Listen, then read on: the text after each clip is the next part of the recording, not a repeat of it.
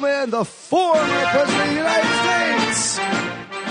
My fellow Americans, if you missed me yet, bet you're glad you voted for change.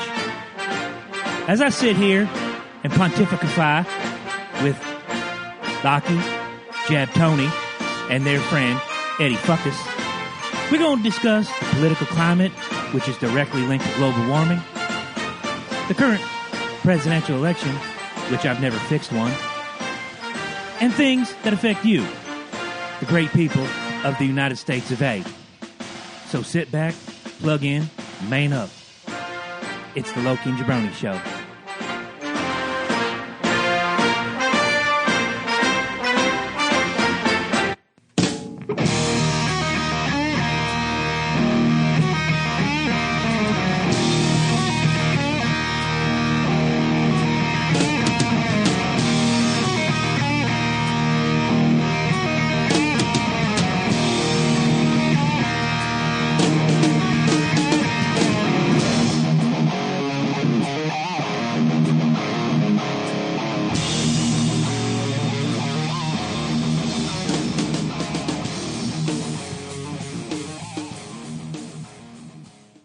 Welcome to another fine Saturday here at the Viking. I'm sorry. Viking? The Valhalla Entertainment Studio. They got a new studio now. They do. don't need you anymore. They don't need you. It's beautiful. The Vikings have moved out. Y'all can buy me tickets. By the way, Andrew, tickets been bought. Coming down to Philly for you, motherfucker. You hear me? Ooh. Coming to Philly for you. You better feed me and my boys. Just feeding my boys alone, I'd appreciate. Here's your gauntlet. It has been thrown down. I seen him eat. I seen him. Yes. The end of October, I think it's October Finding 23rd. that out for you now. Yeah, it's the 23rd. Minnesota Vikings face Philadelphia Eagles. I have bought the tickets for me and my two boys. Alex is actually going to. He's going to be a dick and wear a Philadelphia Eagles jersey. Why has he got to be a dick like that? Because he's a dick like that. But, you know, that's salty Patriots Okay, fans. what do we Must got? make you so proud. Salty Patriots fans. October 23rd, 2016, we'll be you. watching on Fox. And I'll be there. Andrew, I know you listen, buddy. I'm going to be there. There you go. You better show me that fine bakery. Take him to Pat's. Take him to Pat's. And I want a Philly. I want a Philly that's going to blow my asshole out. You're going to go to Pat's. That's where you're going to go. I want a Philly that's going to blow my asshole out. And if you go down, I believe it's still up. And Andrew, you're going to have to correct me if I'm wrong. I believe the Rocky statue is still in front of the arena. Yeah, no, I'm all over that. You got to get a picture with your favorite boxer of all time. That is my favorite boxer of all time. It's everybody's favorite boxer. It is, absolutely. Although I'm partial to Mr. T. I liked Clubber Lang myself. I did. Clubber Lang. So good job getting the president, man, the former president as it is. It wasn't hard. You know, he wasn't doing much. No, he really hasn't been. He's sitting around with his thumb in his ass. He's made one public appearance He's been bitching a lot, 10 too. years. So He had a good 8 years off. Why stop now? I heard he was trying to teach Romo not to throw interceptions, but we'll see how that works. didn't happen. He doesn't own a baseball team anymore. You see how well they're doing now. Oh yeah, fantastic. Yeah, so I'm happy for Governor Bush. Yes. I call him Governor Bush because that's the only office he's ever held legally. See? He brought up that election. I knew you'd jump all over it. Not that I'm saying Gore would be any better. You mean the recount in Florida? No, we don't need to recount Florida. A recount in the only state where your brother runs it? No, seems legit to me. Nah, that's okay. That's okay. See, people, it's been around forever. They just kind of been trying a little bit less dramatic about it. It's that blind thing that we all hate. I said it is so. It is so. So as we have talked about, we are going to break into a political episode just for you fine folks. A lot of people have said, "Why you guys don't touch on political aspects?" And because we're assholes and we're going to piss a lot of people off. That's why. We knew going into this that we were going to have people wanting to assassinate us. The quickest way to make someone hate you is discuss religion or politics. Yeah. Or tell the truth. Yeah. Heaven forbid I think truth eventually. I don't think it's as negative as it's turning out to be, so to say. Truth is like poetry, I nobody likes poetry. Saying you look fat in that dress, you're just not going to get laid for a day. But you criticize someone's like political beliefs, and they think you stabbed their mother. Oh, absolutely, absolutely. Or they go to extremes. It's like, well, I'm not a fan of socialized medicine. You hate the poor. No, you don't. No, I don't. I am the poor. I'm not too fond of compelling people to service certain groups of people. You're a bigot. Well, you gotta throw people's. You gotta have a title. Everybody's gotta have a title nowadays, man. Everybody. It's a fucking shame. It is. It really is. You can't just be like worker. Now you have to be worker that has an attitude on Thursdays because he drops his children off to his ex-wife on Wednesdays. Nobody wants to be an individual anymore. They all want to be a group or a tribe. It's tribalism. They want to be part of a tribe. I'd prefer to be an individual myself. We lost that shit tribalism works in certain things. Baseball, football, whatever. Rooting for your favorite team or your favorite band. Team. There's tribalism in that, but it's harmless. Sometimes. Most of the time. Yes. Most of the time. Or it should be. Anybody who get bent out of shape because you say Kiss sucks shouldn't, have a voice. Exactly. Hey, Kiss is going to suck soon. Yes, they are. And Mohegan Sun, as a matter of fact. Yep, they just added that date. I was looking at Bridgeport or Worcester, thinking about maybe calling up Mike Riccardi, see if you want to have a drink, go to see Kiss in Worcester. And then I see they had the Mohegan Sun date. So I'm on the fence. I might get tickets to that and hold up a sign saying, Gene, you're fake. But then I'll probably get... I was going to say something along that line. I've actually seen someone thrown out of a Kiss show. I was fucking with him. I was going to say... it was at Mohegan Sun. I would suggest the three of us go and we all spread out and hold up a banner that says, Gene, please stop talking. Yeah. Gene, please stop talking. And then just fucking rotate. Simple. Just rotate. Stick to music. Just maybe bring the kids along so they can hold up a little sign saying, hey, your son is right. Please stop talking. That would be awesome. Or your wife is a softcore porn star. But she accepts that, and she understands. I don't have a problem with it. No. I mean, everybody's fapped she to her makes at some least good, once. shitty movies. Everyone's fapped to her at least once. Yeah, I wouldn't doubt it. If you've got the balls to... Oh, sorry. I still have them. Dude, have you lost your marbles? They still dangle. They still float in the water. Oh, all right. They still float like bobbers in the fucking toilet bowl, Yeah, but your little swimmers are at the unemployment line right now. Not yet. Sucking up the system. Not yet. You still have I still got about 20 to 30 to go. And then I'm good. Purge. Purge. Do you need a minute to purge? No. Nope. I took care of that this morning. So before we go into our fantasticness, do you have anything on your mind? Yeah, real quick. I think it's I think it's funny how hatred shuns from one thing to another. You know what I'm saying? I think it's funny how quickly we stop talking about fucking Hillary Clinton and start talking about Pokemon Go. Yeah. Doesn't that just blow your fucking mind? That's the 24-hour news cycle. Like you remember Cecil? Yes. Then the gorilla? Yes. Then France, then it's a 24-hour news cycle. Right. Okay. Now the two guys got shot. I was talking to him about this on the way up here. So the two guys got shot. You have the gorilla. You have all that. This 24-hour news cycle. Something very big has happened that nobody's really reporting on. That we have troops going to Poland. Right. In a standoff with Russia. Not necessarily a standoff, but to watch Russia. Right. That's a big fucking deal. That is kind of a big deal. If you grew up in the 80s like we did. Cold War. Yeah, if you grew up in the 80s like we did, where literally... We knew it probably wouldn't happen, but it was always in the back of our mind, is today the day? The threat of the nuclear war. Right. Absolutely. Absolutely. And at least with us and Russia, there's that fear of mutual destruction. So it probably won't happen. When you consider that America and Russia, and the way people look at it, is they're so far away, we're separated by the Bering Strait. That's it. And because Alaska is a state. Yeah. Shout out to all you Alaskans out there. All one of you. Blame you for Sarah Palin. Yeah, we really do. But we're separated by a small body of water. We're not separated by oceans. It's very close. All they have to do is pop, or all we had to do is pop, and it's all over. Yeah. It's all over. Absolutely. That's one of the reasons why the Japanese never attacked the mainland. Hawaii was much closer. Mm-hmm. And little Second Amendment shit. They knew everybody in America owned a gun. So they knew everybody was going to shoot back. Yeah. And in Japan, nobody owns a gun. Nope. They never did. And they had that.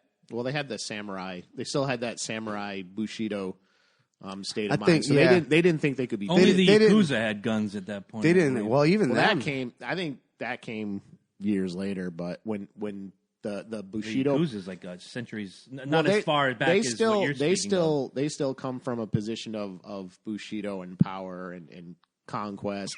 They just do it differently now. Yeah. Yeah, exactly. You know what we need? We need a guy running water for us right now. I believe that. But I mean, for me though, I just think I thought it was so funny how, and it was my timeline too. Mm-hmm. You know, like on my timeline, sometimes the news doesn't get posted as much. Mm-hmm. You know what I'm saying? A lot of stupid things will get posted. Not mine personally, but just people that show up in yours. You know what I'm saying? A lot of people just would refrain from doing that. Well, the Hillary thing broke out, and let me tell you what, almost every one of my friends had something to say. And then the next day, almost every one of my friends had something to say about Pokemon. You know what I'm saying? So it was like, it literally, I for the first time logistically, I saw it.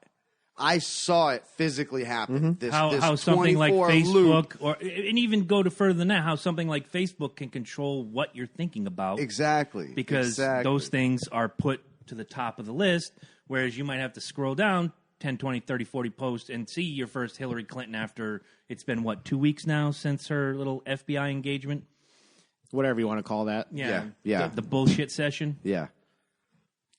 Comey needs to resign. Don't get me started. No, I want to get you started on that. I've been waiting 2 weeks to get you started on that. We're about to. That's my point. It's something as stupid as people going out and getting exercises and talking to each other that pisses you off so bad that you're willing to forget a travesty that fucking happened to this goddamn country. I swear to God, like this drives me insane, people.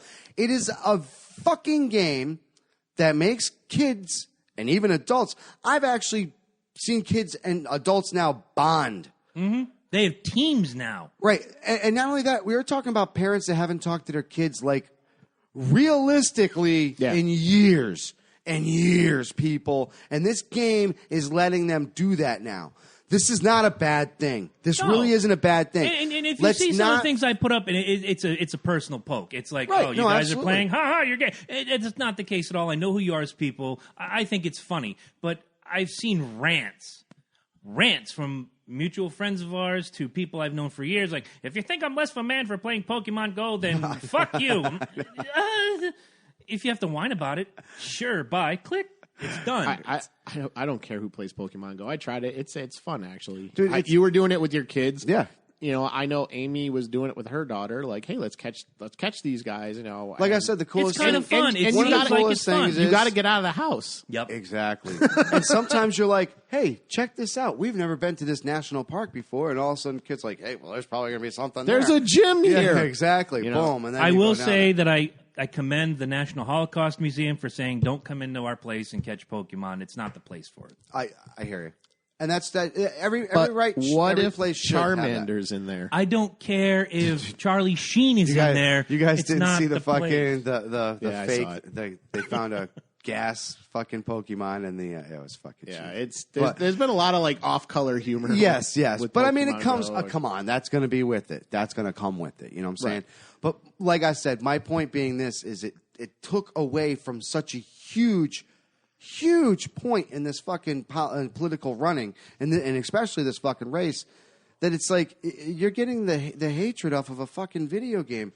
Like, let's direct it back where it belongs to this fucking criminal bitch. Seriously, like, and a lot of this is coming from the same fat fucks that are on their like 16th hour of Destiny. So I don't want to fucking hear it. They're too busy candy crushing to check out the Pokemon Go. Like, seriously, I can get to level 16 hours straight. I'm gonna get that legendary weapon today. I swear to God, I'm gonna put them hours. 8 fucking bags of Cheetos. Delicious. And it's your fingers are permanently tattooed bright orange because you've been eating these for decades. Why do you think Donald Trump's face is orange? Like, he fucking dusts it with Cheetos before he rubs makes it as he's eating and rubs the Cheetos. I don't know if you guys caught. I don't know if you guys caught on my timeline there. I finally realized that Donald Trump is Mumbles from Dick Tracy. Yeah, I did. Yeah. I did like that. Fucking, I was like, he looks and talks like him. You know, I was like, blah, blah, blah, blah, blah, blah, blah. I think he's a little more articulate, but not by much. No, I'm sorry. Not by much. I don't know what but it's going to be great. And we're gonna it's going to be all awesome. over the place.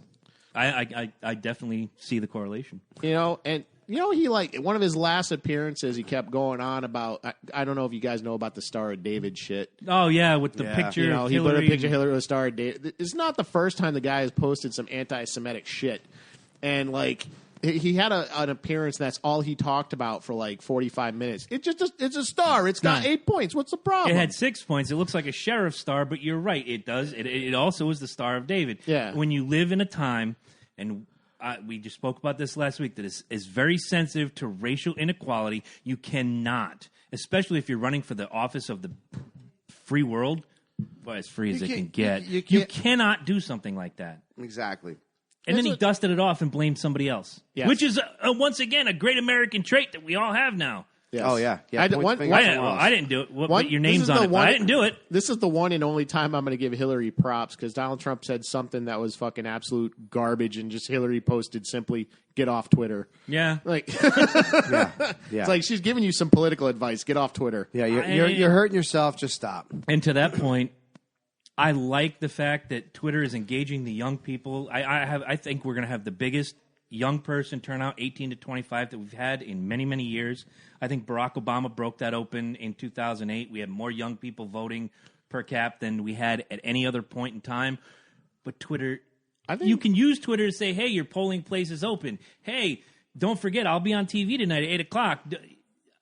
I think Twitter and Facebook and things like that should be left alone by I'm not those running for president. I'm not going to take that away from Obama. I think he had a lot to do with it, but I think politicians like we were talking about Ron Paul, who started engaging people and saying, literally, like probably the only person in government saying, listen, you know, every time government does something, they screw it up. Do you really want this? Mm-hmm. And it got people talking like that. That's why I'm where I am right now. It's like, you know, everybody comes to me like, what's the solution? I'm like, well, sure as hell isn't more government. No, absolutely not. You know, it's like government creates a problem, and their response is usually, hey, let's make the government bigger and more powerful. I'm like, fuck that. No. Yeah. No, that's essentially just committing what we like to call individual suicide. Mm-hmm. You are taking away from the individual rights of every single person. You let the government start taking control of everything you do, you say.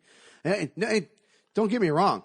I'm willing to bet there's probably about a third of the people out there that would love that. Mm-hmm. There's probably a third of this nation that who would vote for Bernie Sanders. Right, they would fucking be all over that shit. Like, hey, we're about this, man. We're on board with you, man. Let's do this. Take away my individual rights and everything, and then let's go. Just give me a steady paycheck of not too much. Yeah, just as much as we think you should have. I don't want to take from you. I was actually just discussing some of this with someone on Facebook like yesterday and today, and it was the usual argument like, free market versus democratic socialism, which basically just means you vote for your oppressor. Seems to be the case. That's just basically all it is. You vote for the person that's going to control your life. Yeah, that's all it means. Yeah. You know, and I'm not cool with that. I like Bernie as a person. I think he's honest, and I think he legitimately believes in what he wants to do. I just don't think it'll work. But he calls out the right problems. I'll never take it from him. He calls out the right problems. He addresses the issues that need to be brought to the forefront. I think we've said it before, and I'll stand by it. I think right now it's.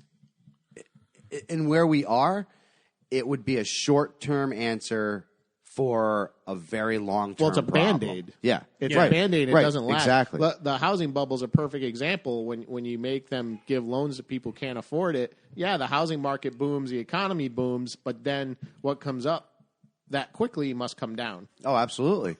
Or the people that made those deals all of a sudden can't make them last, or can't make them work, and or then they lose a job. We also have a political system where it's like, okay, I need to get through the next 4 years, so you vote for me again. Exactly. So it's like, well, when I was president, I did this. I'm like, well, Clinton could always say, well, when I was president, I did this. Well, yeah, but what you did fucked things up 8 years down the line. Yeah, exactly. We have immediate proof of that now, although it didn't show then. Then it's an argument. Exactly. Then it's not because it happened while this guy was president, so it must be his fault.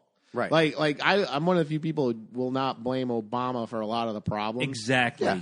Okay. I said that before. Yeah, I won't blame he got him dealt for a lot a shitty hand of cards. Of course. And those are the cards he's expected to play. Right. Some of the things, yes, he did wrong, but some of the things he had in his hand that was handed to him, yes. Now he has to make the best play with the worst cards. But being someone who needs to get reelected, I mean, now it's his last term, whatever, he did Good. nothing but Band-Aid solutions. Mm-hmm. And you can't put a Band-Aid on cancer. No, you can't. Like the Affordable Care Act is a Band-Aid on cancer, and now things have gotten slightly worse. Slightly? It's gotten, I dare say, a little out of hand at this fucking point. This is why I say slightly. Husky has dropped over, what was it, 40 or 50,000 people just alone in Connecticut. And that's just in Connecticut. Well, Healthy Connecticut only has 8 months, that and they're done. That has to do with horrible progressive policies, because there's no checks and balances in this state. Basically, Malloy says, I want to do this, and he's got an entire Senate to back it. Oh, yeah. We have a baseball field that fucking shows that. Believe me. And the only fucking people that play that on that is a goddamn construction worker. Right. Which that construction company has now sued the state and is getting the rights back for that. So now we just kick this fucking company out. They're coming back and they're getting the money they originally wanted and then some for the fucking legal. Yes. Are you fucking serious right now? And I don't know if you read the thing about the restructuring an old state hospital or whatever into a health spa. Yeah. A private company was going to develop it, which is great. That's what we want. Private company would get. They estimated $8 million in tax revenue for the town of Waterford. Malloy decides, no, we're going to do it. We're going to take it. So $8 million becomes $30 million. It's going to become public. No, town of Waterford gets shit. No, it's state property. Right. The $8 million that we're going to. Well, they'll get all the revenue from it. Right. They think it's going to bring in tourism, but here's the part that bothers me.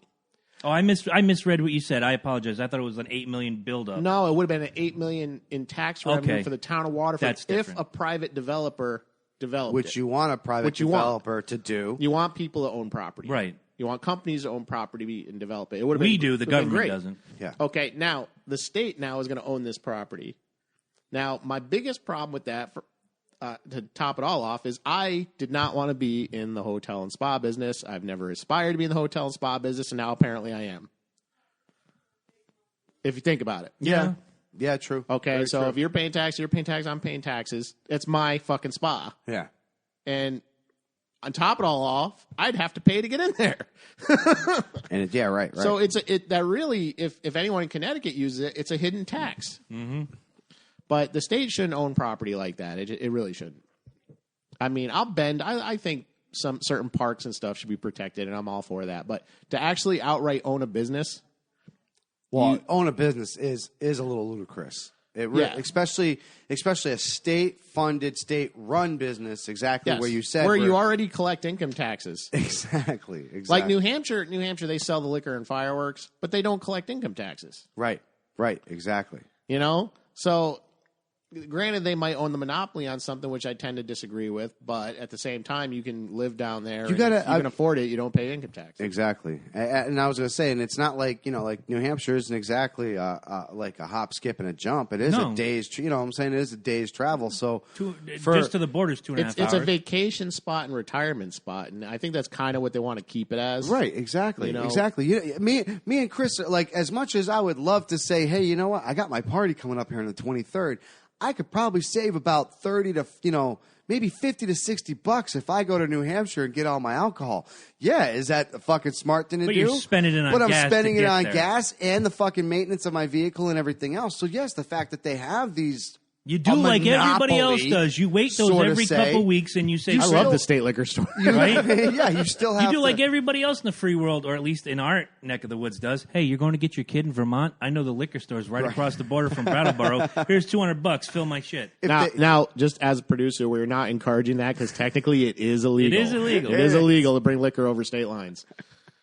They'll probably slap. We've been doing it for years. Fucking Rhode Island. They will slap you on the wrist. Sundays. They will slap you on the wrist more likely because they think it's a dumb law, but it is illegal. It is. No, it is. Especially if you have a trunk load, you can actually get whacked for intent to sell. I think.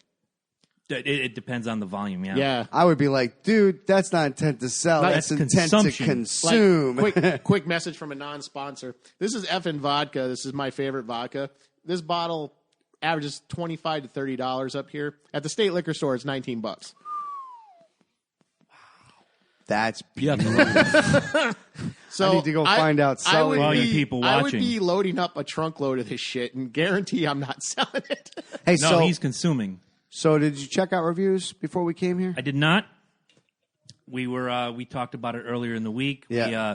There's, I did something for fun. Okay. I added a review from a ghost, Okay. from an actual ghost I'm fucking going to check thing. that. So, Eddie owes the people a beer. dude, you are getting blown up today. It is your day. You are one popular motherfucker. Fucking androids. It's connected to my Google account. Okay, reviews.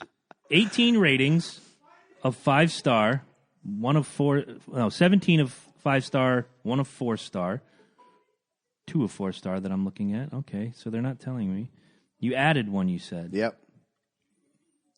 It doesn't show. I show the top 15 on my phone. Maybe Right. it's because I'm not a party to. Right. Well, Although I should be. it did. Yeah, I don't know why it didn't show on there, but Since we are talking about reviews and everything, please stop at www.patreon.com/Loki and Jabroni. Become a monthly patron. There are some rewards for monthly patrons. Help us finance the show, make it bigger and better. Who knows? exactly. Who knows where we can take this thing? We're looking forward to it. Also, if you shop at Amazon, we've been sharing around an Amazon link. If you go there, if you can't donate to Patreon, go to the Amazon link when you're shopping at Amazon.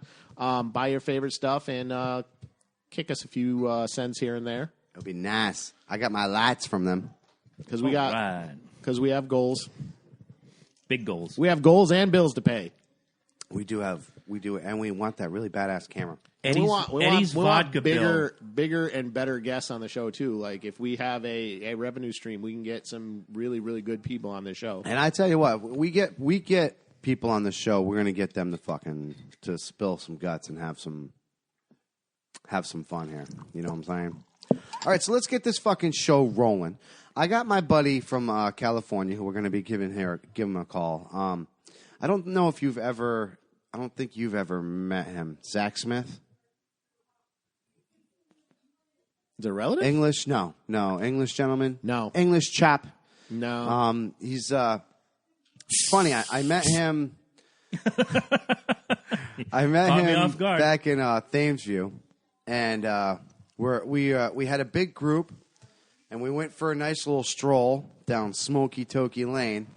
But we walked down the train tracks on the backside down there by the Thames River. Mm-hmm. And we just started bullshitting. Well, the big group started trailing off, and me, Zach, and his girlfriend at the time were about 15, 20, 30, 50. You know what I'm saying? We started... Eventually, they're doing their thing, and you guys are huddled. Right, exactly. Well, we talked and bullshitted about fucking politics and all this other bullshit all night long. And he's the first person that I could actually sit there and talk to. And On a side note, you know how you can never say politics without using the word bullshit? it's true. Him or everybody. Anybody. I was going to say me definitely. But he was the first person I could talk to like that and not just be like, dude, you're an idiot. You're an idiot. Like even points that he made, I was like, I could see that. You know what I'm saying? Open conversation with an objective mind. It's The beautiful. thing is, and I've noticed this, and I started calling people out on that. Most people have arguments using their feelings. Yes. I feel this way, so it's valid. No, you're allowed to feel what you want, but if you argue your feelings, you're dead in the water. I mean, you can argue why you feel a certain way. Absolutely, but, absolutely. And you know, it's just think of this. 9 times out of 10, wars are started with just that. Feelings. You know what I'm saying? Bullshit fucking feelings. If you took the feelings and you put them to the side and you actually thought about what was going on, I think I'm going to go out on a limb here and say I think we've said this probably about a third to almost half of our shows. Yeah. Think before you fucking speak. Put the thought process in your brain. I know this is hard. I know this is hard. I know, for God's sakes, I know it's hard. Put the thought in your brain and then roll it through. I've been at fault to do this myself, where I sat there and I said to myself, you know what? If I just would have stopped there for 2 seconds and just thought to myself, where is this going to go if I say this? You're going to see a whole different aspect of life, especially in your political and especially in your way of life. I can piggyback on what Loki's saying. Don't argue something you know absolutely fucking nothing about, please. like you'll notice these guys they'll start talking sports, and you can look at me and I shut the fuck up. I mean, one of our favorite times. I know. I pick on them about the Vikings, but it's usually you know. I know something about football. I do when the Patriots. Yeah, because the Vikings have sucked for like 30+ odd years. I mean, I know that, but it's usually got a good but team. you can admit it. You can't get Cowboy fans to do that. My ribbing is usually about his feelings about the Vikings. It's true. It's true. Like, and I should have screenshotted the rant of 2015. It was beautiful. It was the rant to break all rants. Did I miss this? You were there. The Facebook rant. Okay, Facebook rant. You flipping out about the Vikings when they were finally out of it. I flipped out about that. Oh no, Loki. Oh, okay, nope. The memory is. When have you ever said shit about the Vikings? A couple times, but not with the passion and the heart and the everything. Are you icing yourself? Yep. Thank you. Yeah. I will give the Vikings. She's not a Christian. Wow. I'll give the Vikings credit, though. They probably have the most gorgeous stadium I've ever seen. That shade of purple. Oh my God, dude. I was like, I'm not even a football fan. Did you see the crazy part when fucking Prince died? Did you see that fucking picture I posted? Mm-hmm. They had the whole thing open and it literally rained down. And because it was so fucking purple, the rain looked purple from inside the stadium. It was fucking crazy, man. That was crazy. I gotta say something about fucking Prince and opinions and feelings and divisiveness right now. Like, I don't know. Are you going to invoke he who shall not be named? No, but I forget what it was at the Grammys, and I think it was Madonna did a Prince tribute, and everybody freaking the fuck out, and then BET was like, "Oh, don't worry, we got the real tribute," and I didn't like Madonna's performance. I thought it was weak on its own. It was weak. I thought the thought was there. I did like BET's tribute. I did. I liked it better. I did, but like I don't know the whole substance of attacking her performance was not on the performance, and that's what bothered me. It was on the fact that she was a white girl singing about Prince. What does it matter? A white girl who's made an entire career off of sleeping with black dudes. I got to point out. Well, Vanilla Ice. Not only that. Hold on, Vanilla Ice was sleeping with black dudes, right? No, with Madonna. He's in her sex book. Oh, okay. Are you sure Vanilla Ice still wasn't sleeping with black dudes? She slept with Tupac and she slept with Vanilla Ice. I knew that. No, she's doing the dirty with about the thoughts expressed by Mike Smith do not necessarily reflect the rest of But I still really do feel like Vanilla Ice sleeps with black dudes. No, I don't share this opinion. I think he does. I think he wants to be one. Either that or he sleeps with Gary Busey. Oh, Lord. Because they were on that show, right? Yeah, weren't they? They were on The Surreal Life. Yeah. But actually, side note, you notice I'm wearing my Tupac shirt because the biopic's coming out. It looks fucking good. Yeah. They got the guy who played Biggie in the Biggie documentary to play Biggie again. Nice. Really? So, yeah. I kind of wish they had given Anthony Mackie a shot at playing Tupac in the biopic, but the kid they got looks a lot like him and got the mannerism down. I think it's going to be a good movie. But there was a song Madonna had done with Tupac, and he was taken off the song because of the rape charges that were filed against him. But you can get the original version of that song. She leaked it on the internet. That's awesome. That's awesome. Yeah, and he sounds so much better on the track than the guy they got on it. This is the whole point of exactly what I made last week is, Madonna has been, God, I mean, she had that thing with Drake too recently, where she fucking kissed him full in the mouth, and he was disrespectful to her too. He was fucking. I was like, bitch, you love the fact you got kissed by Madonna. Exactly. That's exactly my point. All this fucking hatred, and it stems right back down to that fucking cut. Well, this white woman had no right. Well, Drake is now you're half self-segregating. Exactly. Now all it is self-segregation. It is. Why does the white girl get to do? But the that's my tribute to point. Prince? We've And made we do it so on the many same leaps thing. and bounds to get to where the fuck we are, and this bullshit And that we we're walk going it through. backwards. It's not only that. It is Babe Ruth in us. Just wait. fucking back. Just wait. 450 feet over the goddamn green monster, fucking throwing us back. Folks, you know? I don't know if you've gotten the gist of it, but we are combining. You know what's fucked up with this political discussion. I know. And there will be a Ted Nugent Award. And, Oh, I gotta get music. and when I give the Ted Nugent Award, it's just another fucking celebrity adding to the fucking divide. Oh, God. and Remind me, I'm going to add Ted Nugent music to the soundboard, so I don't have to go searching YouTube and going through ads. I and don't bullshit. know why you didn't do it already. You know why? I mean, I got washing each other on mine. That's true, but I only took you. Turkey. Oh, Turkey. coup. They tried to do a coup. Yes. Yes, they did. They didn't like exactly where their fucking leader was going.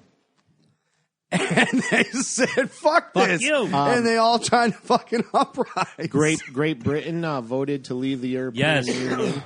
The Brexit. And, Huge, man. Huge. I don't know if you guys formed an opinion on it, but I 100% support it. Absolutely. I gotta say with this, I've always kind of believed they were on the brink of doing it. You know what I'm saying? Like they've always kind of toyed with that, but I think it's almost like the Japanese, like what we talked about earlier. You hold on to these old cultures for so fucking long.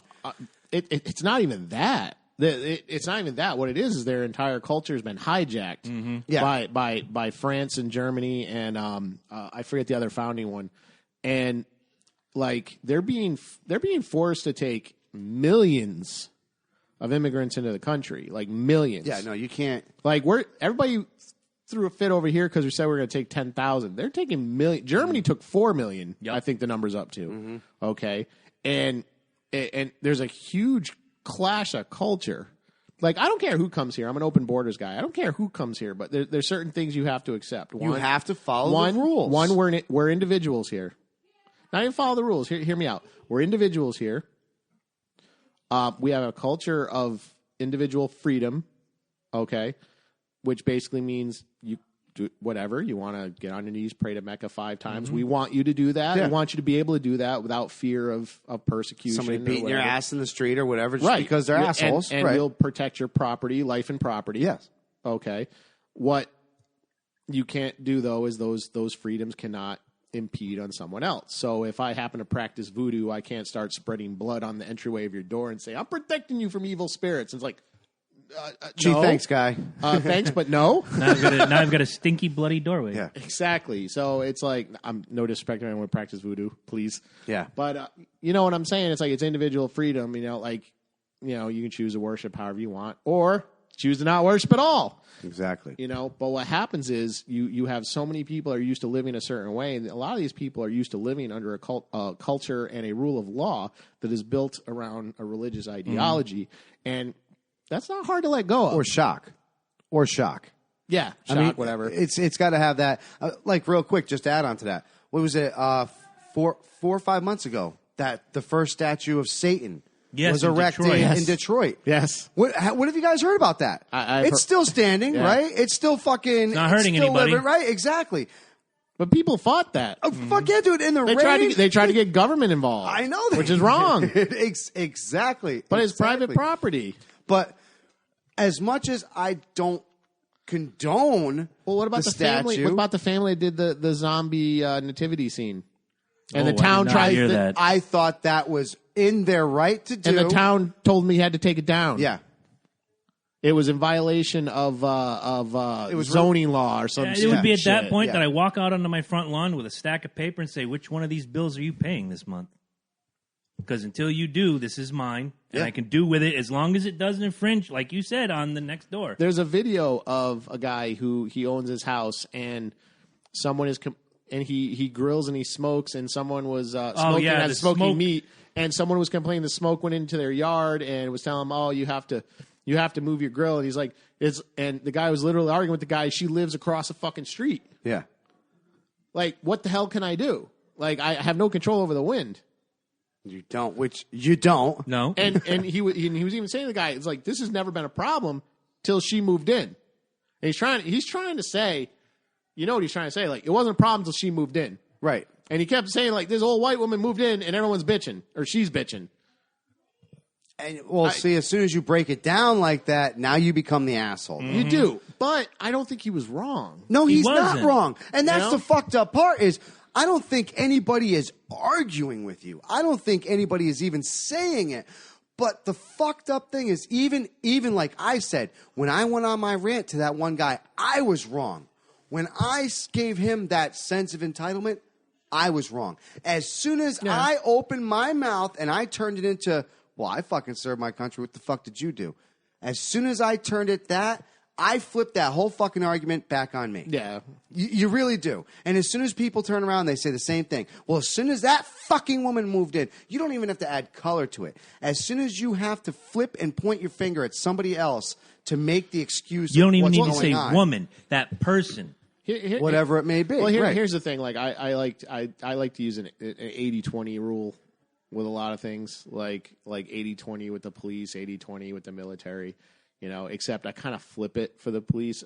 Like, I really think No. Not you. No. nah, like I think 20% of the police are okay, and I think 80% of them are just nervous fucks who probably shouldn't have a gun. I agree. You know, and a lot of the incidents that happen, like, you notice I don't pull the race card a lot with the police things. Like, I honestly don't think it's racism most of the time. Yeah, I don't think we've ever any of us have really brought that shit up. Like Philandro Castile, gentleman is supposed, you know. We need Which, more by the way, information. There's not a lot of. I think they've upgraded that to murder now. I don't know.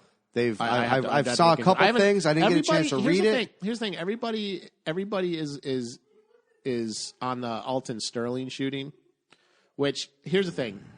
Why? It probably could have gone down differently. Absolutely, but why are we so focused on that one? Is my question. Here's the thing. Like, I watched that video. You know me. I'm looking for any excuse to hate police. Yes. And I'm honest though. I here's the thing. When it comes to the government and the arm of the government, I'm never going to be in their favor. That's what people don't understand. You shouldn't be. Right. Did you just hear that, people? And here's the thing. It should be like that. I'll put it out here, and I don't care if it offends some. If you put on a uniform, I don't give a fuck. Sorry. It doesn't mean you can't be a bad person. It doesn't mean you can't fuck up. Like, I hate human that. underneath the uniform. Right. That's what I'm saying about the Everybody 80-20 rule. 20% of these people are above the grain, supernatural. They're a certain breed of person that were built for this. Like, I was built for law enforcement, justice, community, whatever. Like, then there's 80% who they had the best intentions. Shit, dude. They had the best intentions. Right. I've always had the knack for fucking fixing shit. That's my thing. Actually, the Dallas shooter is a perfect example. You know what he did in the military? I looked into it. He was a carpenter. Yeah.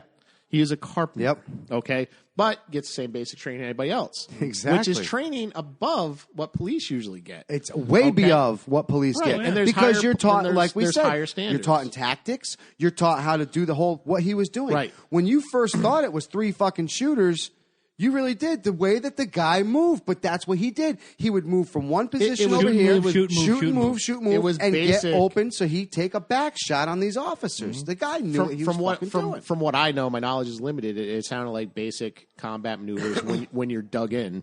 Exactly. Mm-hmm. And you're dug in, and you're most likely going to die. And the idea is to survive as long as you can. You make the people think that you're right. That's why you take 2 shots. You've already been taught this from day one. You take the first shot. The first shot is aimed at a target, center mass. The second shot is aimed at a fear target to make them duck. As they're ducked, you move. Their attention is now put over here. It doesn't matter if you move 10 feet. To move. It doesn't matter if you move 30 feet. The idea is you're away from that spot now. So now, because everybody was ducked because that second shot came, they don't know if you went right or left. Now you take that next shot. Now you're in another position. Now they're looking for you over here. You take the center mass shot. Take the center mass shot. Go for the second fear shot. Make them duck their heads again. Another officer down. You move around to the other area. And not to mention the fact that this is not a person. He was flanking them as a single person. And this is a person not who a single person dug in a no-win situation. And this is a person that actually went and did his homework. He had the shit written out. He planned it. Exactly. You take the military training, with the technology we have nowadays, and the fact that he teched this freaking thing and put it together, you have a very dangerous situation. Think of it this way: what's the best way to learn how to stop a terrorist? Become one. Counter-terrorist. Train you how to be a terrorist. Right, which is what counterterrorism is. It's terrorism. Exactly. You're learning their ways, their tactics, their ideology. I don't think he was connected. I mean, I'm sure he had his own ideas, but I don't think he was connected in any way with the protests. I don't think so. And I don't want to lump entire move. I don't agree with the movement. I'm not going to lump him in with it, though. Right. Okay, I think he was off his rocker because if you read about some of his history, there's some things that are so questionable. Like he was deployed and. Furthermore, I'm going to put it out there. I'm not going to call him a veteran anymore. I'm not, because he was actually discharged for sexual harassment. Yeah.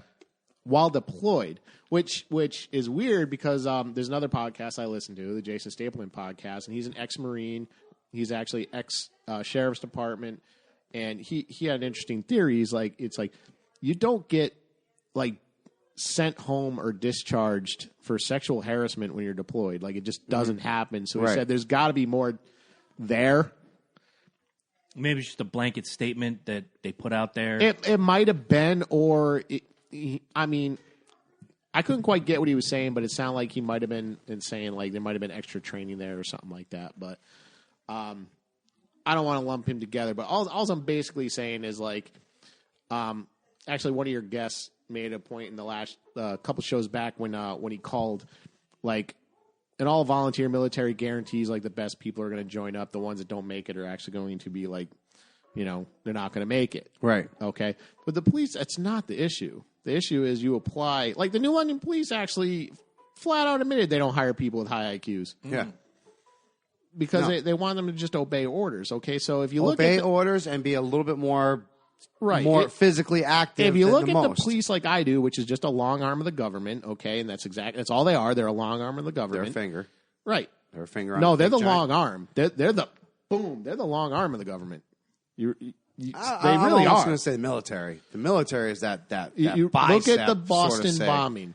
Look at the Boston bombing. Look at what went down when they were chasing that guy. They are the long arm. I just watched a documentary last night on that, as a matter of fact. Okay, there were National Guard also engaging in the search. Okay, the most level-headed people in that search were the National Guard, and that fucking scares me. Yeah, the National Guard is supposed to be the kick in the door, shoot everybody in the room, and then ask them, "Hey, what's up?" That wasn't happening.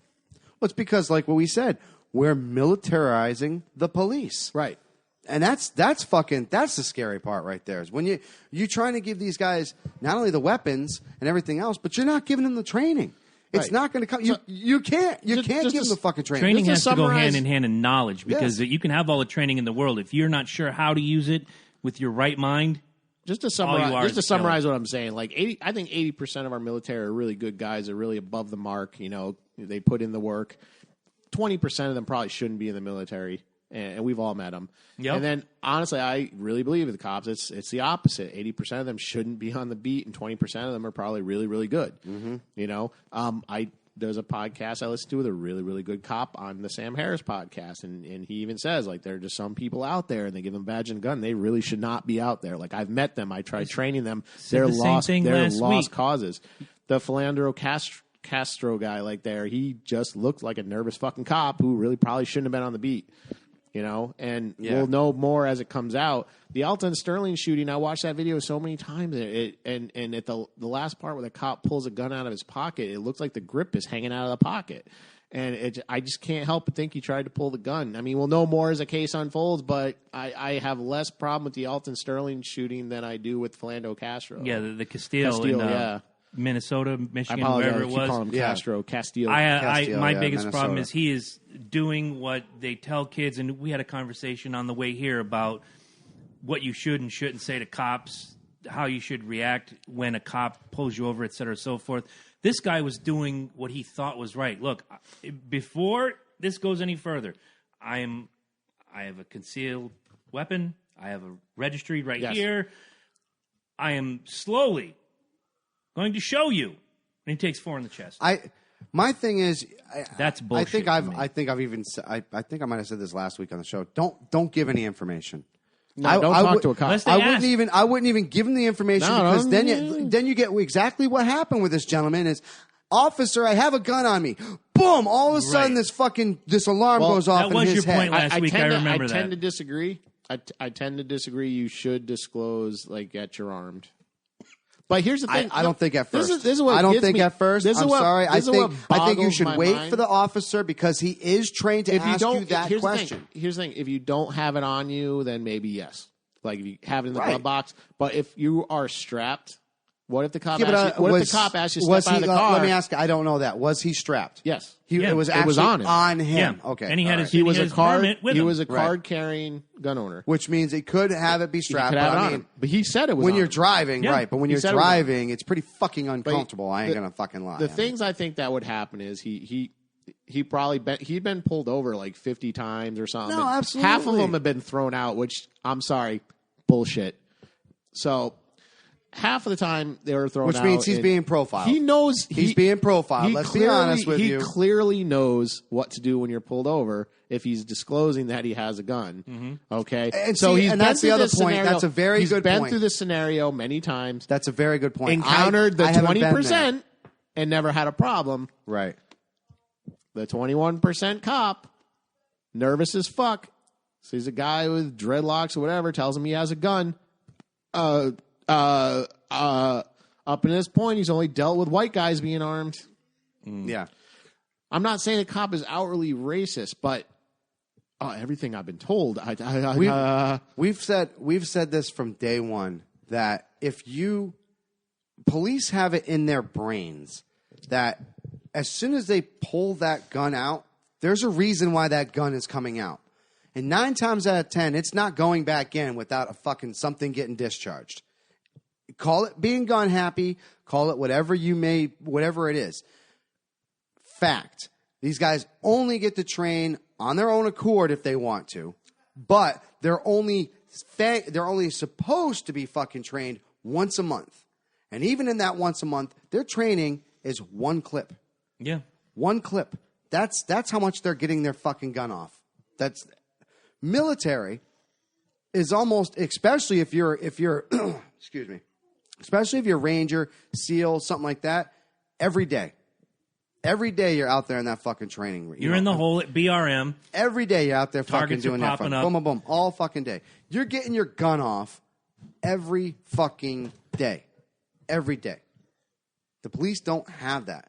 So when that adrenaline kicks in, when their first instinct is just like, and this is just human beings, their first instinct, boom, I got to fire this. Why? Because every month when I pull this gun out, I fire it. That's what I do. I don't pull this weapon out But much unless like the I military, plan on using it. where we carried our weapon everywhere, the police are carrying their weapon Right. everywhere, from the time they leave the house to the But time don't they forget, come back to the we house. carried Yeah. our weapon. It wasn't on our side. Exactly. It was We here. carried our the thing, weapon. The thing with the military though is the military is that one. It's not a police force. There are certain ones trained in there's not. police tactics. Absolutely not. But they're not a police force. For the chance if the military has their gun, it's going to most likely be used within the next half hour. Yeah, absolutely. If not soon. As soon as you're on a mission, count Yeah. that. Count Yes. that. You know what I'm saying? I mean, essentially. Yes. And that's my point was with these police officers, and especially now, especially the way that we are right now, the way that all this hate's been coming on, you're already on edge. You're already to that point, and then somebody breaks that. Somebody breaks the camel on the straw's back, and that's it, dude. This is why we're having. I hate that it gets broken down by race because in the arguments start, it's like let's start. Of course, but People are that's- dying though. Let's just leave it at that. Like people are dying. Okay, we want them to stop dying. You know, how can we get them to stop dying? Fruitvale Station. You Yep. watched that, It right? was a fantastic film.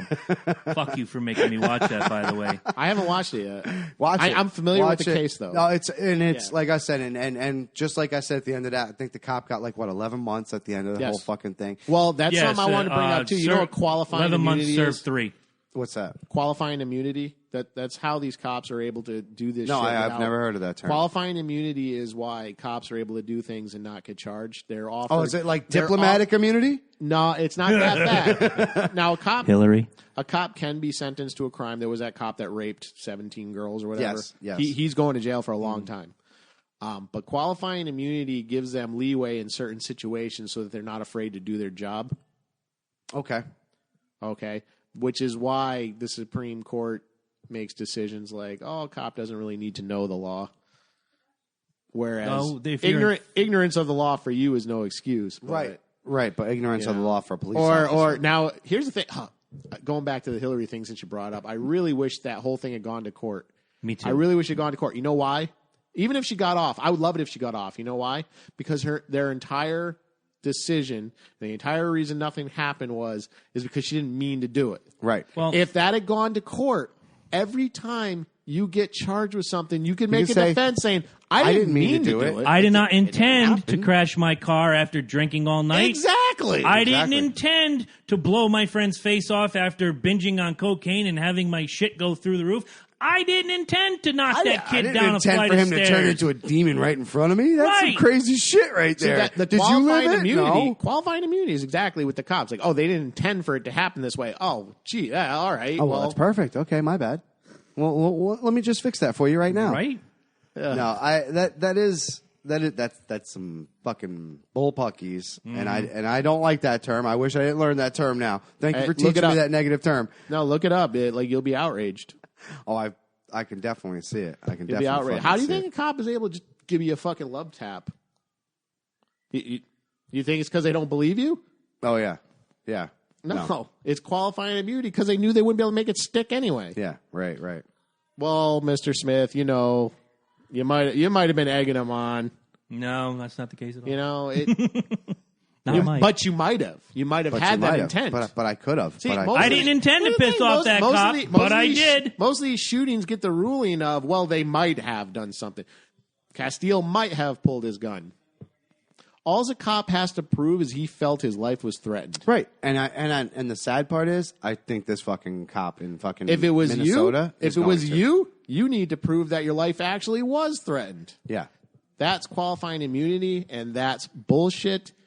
Which is why I'm thinking of starting a White House petition to get it repealed constitutionally. Sign me up. It's a higher standard. Yep. You're holding a higher standard for those that hold your office as opposed to as an everyday citizen, which goes right back to that whole protect and serve is bullshit. It's a bullshit statement. They should take that shit off the fucking side of the cars. Some of them have. Some of them don't even say police on them anymore, which is supposed to be illegal. I was going to say. Unless it's a detective or an unmarked, which a detective in an unmarked car is not allowed to pull you over for a traffic violation. Right, they're not supposed to. Right, exactly. Because that's entrapment. That is entrapment. It is.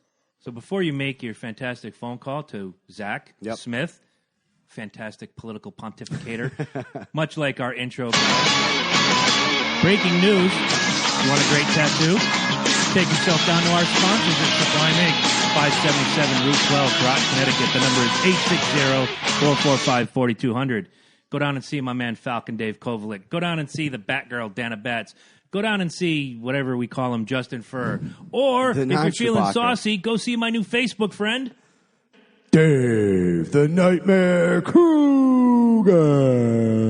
Tell him the Loki and Jabroni show sent you. Make sure Falcon Dave rubs your butt with lust and vigor. If you don't get a Falcon Dave butt rub, man, that's just not you. Haven't lived. I'm overdue for a butt rub. You have not lived. Here's the address. It's been a long time. Got to get a tattoo first. Only paying customer. Fuck that. You're a wuss. So, my body, my temple. Let's see, right? Worship as you wish. Exactly. Or don't worship at all. Exactly. He's still got an 860 number. Look at that. You got to love that. There's still such thing as long distance charges? Not that I'm aware of. I don't think so. I mean, I haven't had a landline in fucking 8 years. I got one over there. I have to have one for internet. I have that too, but I don't even. There's no phone line. Answer the phone. Answer the phone. Answer the phone. Yellow. Miguel. What's up, man? How you doing? Oh man, we've been weaning the baby. Sleep. You woke up a little late, my friend? Well, literally about not maybe 20 seconds ago I woke up. You want us to give you a couple minutes, give you a call right back, brother? No, man. Let me let me get a little water in me here. Go grab your water. So we're in the process here. We just got done with the police discussion, and we're moving on to the very fine Hillary Clinton discussion here. We're bringing it back to Hillary. She comes up a lot. She's been popping up, obviously, like herpes. She comes up a lot. Yeah, I was going to mention herpes there. That's funny you say that. So why don't you fill in our listeners with your little thoughts and feelings on our precious girl Hillary?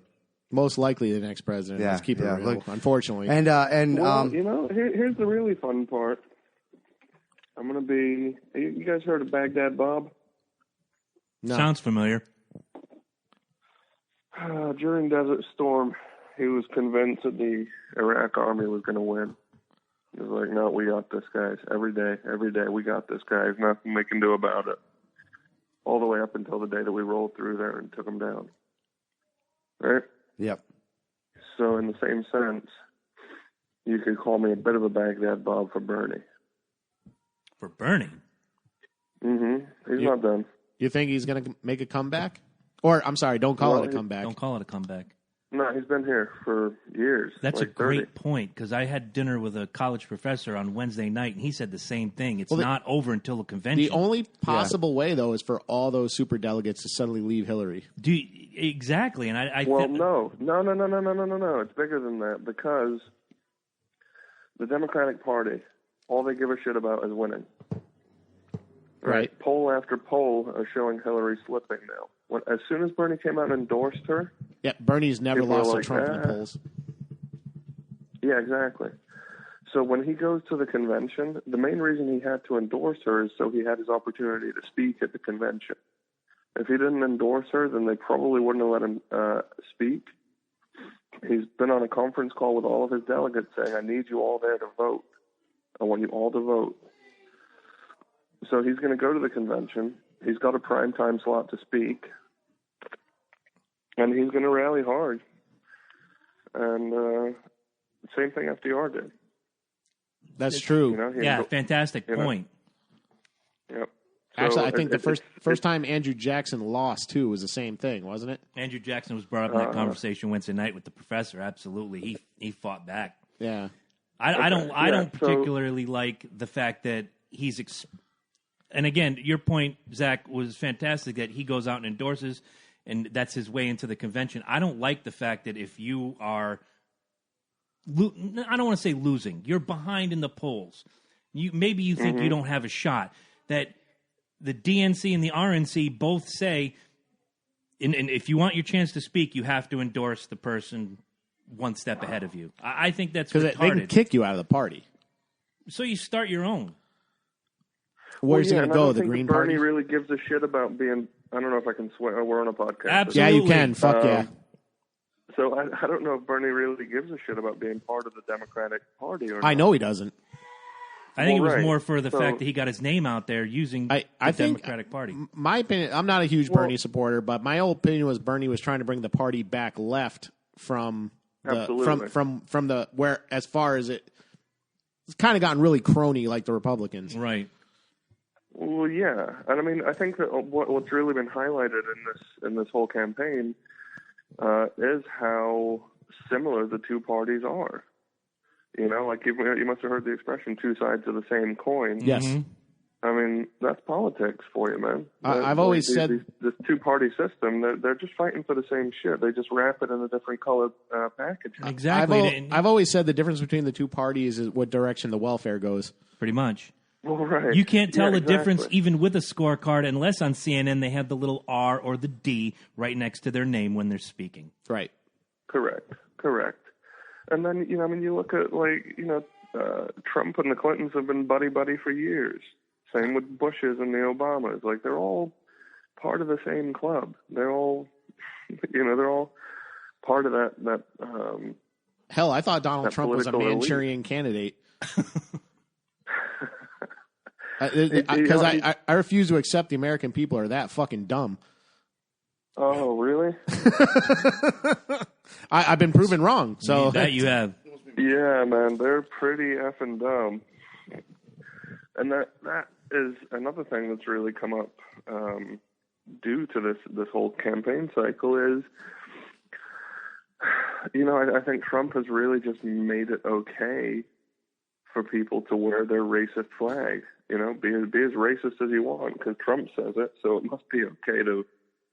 And I think that he's just emboldened a lot of people across the country to come out and be as racist as they want. Well, because he's hijacked the term political correctness and convoluted it with being an asshole. Mm-hmm. But he's also saying the things that a lot of people are afraid to say on a daily basis because of political correctness agree. And the sensitivity that we are, unfortunately, that hangs over us like a dark fucking cloud. You're not allowed to be tough. You're not allowed to speak your mind. Again, let me qualify this. I don't think it's acceptable to go out and make a racist rant. I don't. If you want to, you have the right, but I don't think it's right. I think it's acceptable, but I think the public has a right to call you a jackass. Exactly. And ruin your life. I think Trump is saying the things that a lot of people and a lot of his supporters say the same thing. He's saying the things that I've thought in my head for years and years, but I can't say for fear of being ostracized. Well, that doesn't make it right. Right, but now you have this big celebrity up on stage who's saying all these things, so, well, shit, if he can say it, then it must be okay. I hate your point just brings that boiling anger to me because I don't see why a celebrity is any smarter than any of us sitting in this phone call right now. No, they're not. They're not. They're people like us because of the society that have just made in, something of themselves. That's it. We deify these people. We put them up on pedestals because they're on fucking TV and they're rich. Mm-hmm. I could give a fuck less what the Kardashians think, but heaven forbid it's all over the headlines every fucking day. Right. So somebody like Bill Gates, who is not a fucking doctor, is not a scientist, but he speaks daily about the benefits of vaccines. And people listen to him because he's Bill Gates. Well, he's a fucking billionaire. He must know everything there is to know in the world. Well, he knows a lot about computers, but I don't know what he knows about medicine. No, Bill Gates didn't actually create anything. I could sidetrack the conversation here. We're not going to go that way. See, that's what I like. Bill Gates' talent, I can sum it up real quick. Bill Gates' talent is surrounding himself with the right people. Mm-hmm. As is any same thing with Steve Jobs. Person. Right. Listen, you have to. If you're going to be successful, you have to understand that you don't know all the answers, and you got to hire people and put people around you that know more than you. Because if you try and do it all yourself, then you're going to fall on your face. That's all the president. That's all the role of the president really is who's going to surround himself with the best people.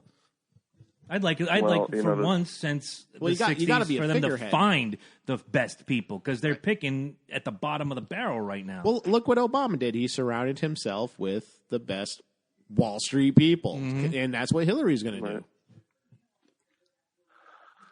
do.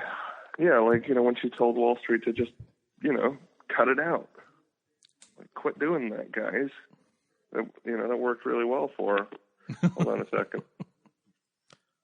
Well, I think that's one of the appeals of Bernie Sanders is he's not going he was not going to surround himself with the Wall Street people. But on the flip side, where I have problems with Bernie is his solution is to make the government bigger, and I'm kind of uncomfortable with that. Big government is not the answer. No, I don't think it is.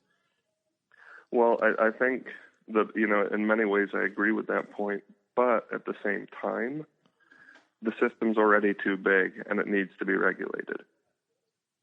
Do you think? Do you think in your heart of hearts that in our lifetime we'll ever see government downsized? No. I didn't think so. No. If anything, we're working towards a one-world government. Which is why things like the TPP and the NAFTA are so fucking dangerous. Yes, I agree wholeheartedly. Absolutely. Right? Not getting an argument on me. I worry whenever there's any kind of legislature that both parties agree on, I get frightened. Well, as you should. The other thing is whenever anything crazy happens in the news, look at what legislation's actually passing behind it. So if you look at last week, when all of these cops got killed, all these black people were getting killed, and there was all this hubbub about that. Yep. They were quietly introducing a UN global police force, which the USA is now part of. Yeah, awesome. which we and someone like me wants to leave the UN. It's for fighting terrorism.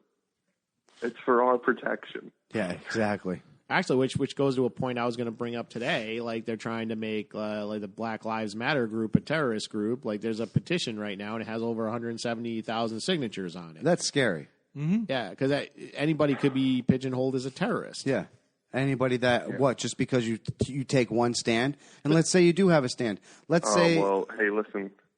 Sorry, this has been going on since 9/11. The Patriot Act. Exactly. Yeah. By definition, if you have more than a week of food in your house and they decide you're a terrorist, that's how they can justify it. True. That's written into the Patriot Act. If you have more than a week's worth of food in your house, the Southern and we decided you're a terrorist. The Southern Poverty Law I got a Center, handful of people that I know right now that do that. The Southern Poverty Law Center considers the Constitution Party, which is a little political party, considers the Constitution Party a terrorist group. On what ground? Right. Now listen. They're to that. anti-government. Listen to that statement that you just said, though. A Constitution group is considered the Constitution Party. Yeah, the Constitution Party is a little more like they're like literal Constitution for governance. But just think of the oxymoron just in the statement that you fucking make. Yeah, all right, and I hear what you're saying there, Mike. But you can call yourself anything. Oh, absolutely. I don't really know what the Constitution Party actually stands for. Like in the same sense that they're the Federal literalists. Reserve calls themselves the Federal Reserve. They're not a government agency. Right. So it's a label to make people comfortable. I don't know if the Constitution Party is a bunch of terrorists. Heck, you can have a hate group call themselves a church. Which we talked about 40 Baptist minutes Church. earlier with everybody's ideals of needing a label right now. Mm-hmm. Everybody needs a fucking label. Like, there's no individualism. There's got to be – you got to be typecasted into groups now. Well, that's why I consider myself a libertarian, because I want to bring back individualism and I like people to have the opportunity to like take care of themselves. Henry Rollins for president 2020. Yeah, no, I'm with you on that one. Thank you. The movement grows. I'd back Henry Rollins. Coming for you, Henry. October. Coming to see you. Yeah, I think. I mean, he's a little left leaning in some things, but I think he's more liberty minded than most people. He's all about the Henry individual Rollins. and the individual Right. growth that you create yourself. Right. Don't wait for someone to give it to you. Go out and get it. right. What's his name? Corgan from the Smashing Pumpkins, hardcore libertarian. Yeah. I just found that out, and I don't like them. I don't like Smashing There's Pumpkins. not a whole lot to like about them. Not a big fan. Let's not make this a music discussion. We need to do more of. Derail here too, So, come November, you're standing at your polling place. You're staring at your choices, which right now look to be Donald Trump, Hillary Clinton. I think Gary Johnson's going to make the ticket. Polling at 10% right Yes. I did see and that, yeah. underneath, you have your write-in if you choose to. you're missing somebody. Who am I missing? Jill Stein. Yeah, I was going to say Jill Stein's part of the Green Party. She's only Still polling, making the numbers. Well, she's only polling at 3%. But she's an option. No. Her donations since Bernie endorsed Hillary, her donations have gone up 1,000%. Wow. Okay, so she offered Bernie her spot with the Green Party. Wow. Right. And he she turned offered it to step aside. Oh, wow. And they're meeting this week for 6 days. She's up in Bernie's home state for 6 days this week. What do you think they're talking about? My question to you is, who are you predicting? What do you think they're not talking about? Right. Who am I predicting? Jeez, I don't know. It's really hard to say. That my gut says it's going to be Hillary, which sucks. It makes me want to fucking barf. I use the term Hillary machine. I think the Hillary machine is going to take it. I said this to Mike last week, and Ed, I'm glad you're here, and Zach, you as well. Did the fact that the FBI did not pursue charges against Hillary pave her way to the White House, or is she already the president and we don't know it? She's already the president and we don't know it. Because you see her smug little ass. You see her. Smug I hate that smug. TV? I hate that fucking face. Good call, bro. I hate that face because that face just says, "Fuck you. I'm getting it anyways." Like, yeah, fuck you, plebes. I don't give a shit what the masses want. Because exactly. guess what? I'm gonna ask. I've already been anointed. I'm going to ask you, Zach, because this was always my theory. Like, even if they chose to like pursue charges, I thought Obama would just pardon her straight out, and she'd still be in the race. It's possible, but you can see the contempt on Obama's face too. He fucking hates Hillary too. I know he does. Yeah. No, he's a party also man, Obama, though. He's a party man. Listen, whether or not people agree with Obama's policies, he's an excellent politician. He knows how to play the game. Oh, absolutely. He won an election with a low approval rating. Right, and part of his job now is to endorse Hillary.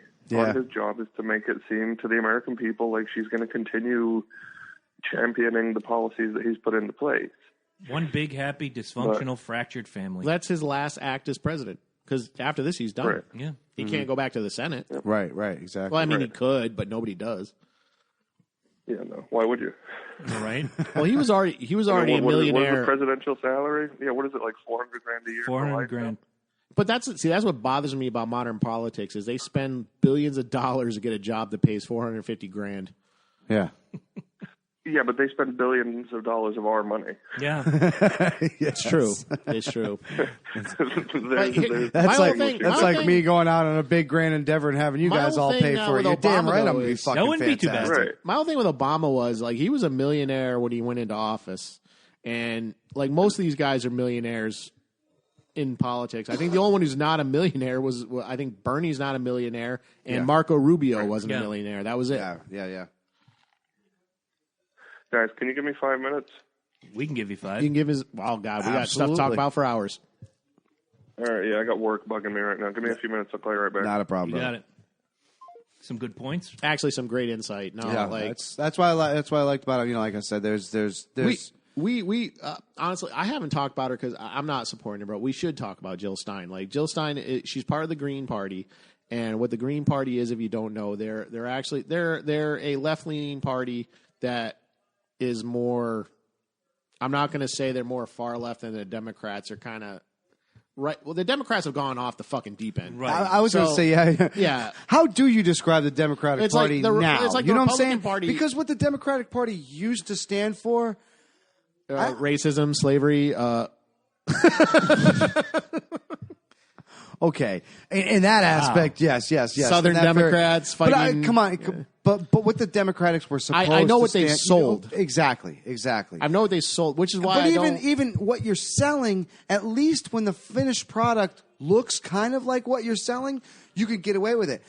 They're not even giving you the same finished product that they're selling. That's the fucking crazy part. Liken it to those little wrestlers you used to get at Surplus Unlimited. They were never the real thing. It was Bob the Giant. You guys remember when Batman shows up in the fucking Avengers pack, the Taiwanian special. At Surplus Unlimited. Captain America shows up. Those are awesome. Batman. I used to like those like $2 figures. Yes, Spider-Man. It's Spider-Man with He-Man's head. It was fucking awesome. It's never packaged the way it was promoted. Yeah, it wasn't Spider-Man. It was Spider Dude. Spider Dude. Good call. But no, like remember we had your buddy Dan on, and I made the statement like liberals aren't liberals anymore, they're leftists, and conservatives aren't conservatives anymore, they're neocons. Yeah. Which if you don't know, neocon is democracy through strength or whatever. Right. No, absolutely. And I don't agree with the neocon position, and the leftist position is it's just a socialist position. You know, liberals used to be like, I might not agree with you, but I'll fight to the death for you to be able to say what you want to say. That's not the case anymore. You know, you can't even say something like, you know, I'm not really feeling modern feminism. It sounds like Marxism. Well, you're a sexist. Yeah. That's the leftist. You got to be thrown into a group. Right. That's the leftist view. It's like you can't just disagree. You are obviously, you know, and I'll defend people who support Donald Trump on some level because, like, well, I am kind of concerned. Dude, I'll defend somebody who wants to vote a cheeseburger in. Right. As long as you have a valid reason for that cheeseburger to fucking be in president, I love cheeseburgers. I'll support you, man. I will. But if you just turn around and you're just like, hey, cheeseburgers are great. Well, that's why I was saying Donald Trump has hijacked the whole political correctness thing. There's a difference between if you say something like, well, you know, statistically, the problem with Donald Trump is, more white people are getting shot by cops than black people. That's being politically incorrect. But if you know, do you think to say like, oh, they're ruining the whole country, they're flooding it, that's being an asshole. Do you think Donald's fucking people are just letting him say whatever the fuck he wants at this point? No, because I really do feel what like people his people that usually hold him back. What people? He's hired a bunch of cronies that are nod his head no matter what. Oh, and the ones that even question him, he fires them. You know, he fired his campaign manager that got him the nominee. Yeah. He fired that campaign manager and got someone else for the general election. Because that guy probably said, okay, you won the nominee, all right, we're going to have to shift gears because now you got to appeal to people in the center. Right. Which could say people like me. You could say I'm center. I'm part of the Libertarian Party, but I am center on a lot of things. Yeah. So the primary is the general election is about me. When you draw those lines in the sand, the left and the right, yeah, I would say The general election you are in the center. There are people that are going to vote party no matter what. Oh, absolutely. No, absolutely. The vote blue no matter who. Not only that, they count on that. Yep. They Vote count red till on I'm that. Right. Right. They send you fucking emails, all this other fucking. You're like, oh, we're I had a conversation. Making sure you're going to vote Republican. When Obama ran for his Republican. initial tenure, I sat and had a conversation with someone and said, well, who are you going to vote for? I'm voting for Obama. Why? Change. Because he's a Democrat.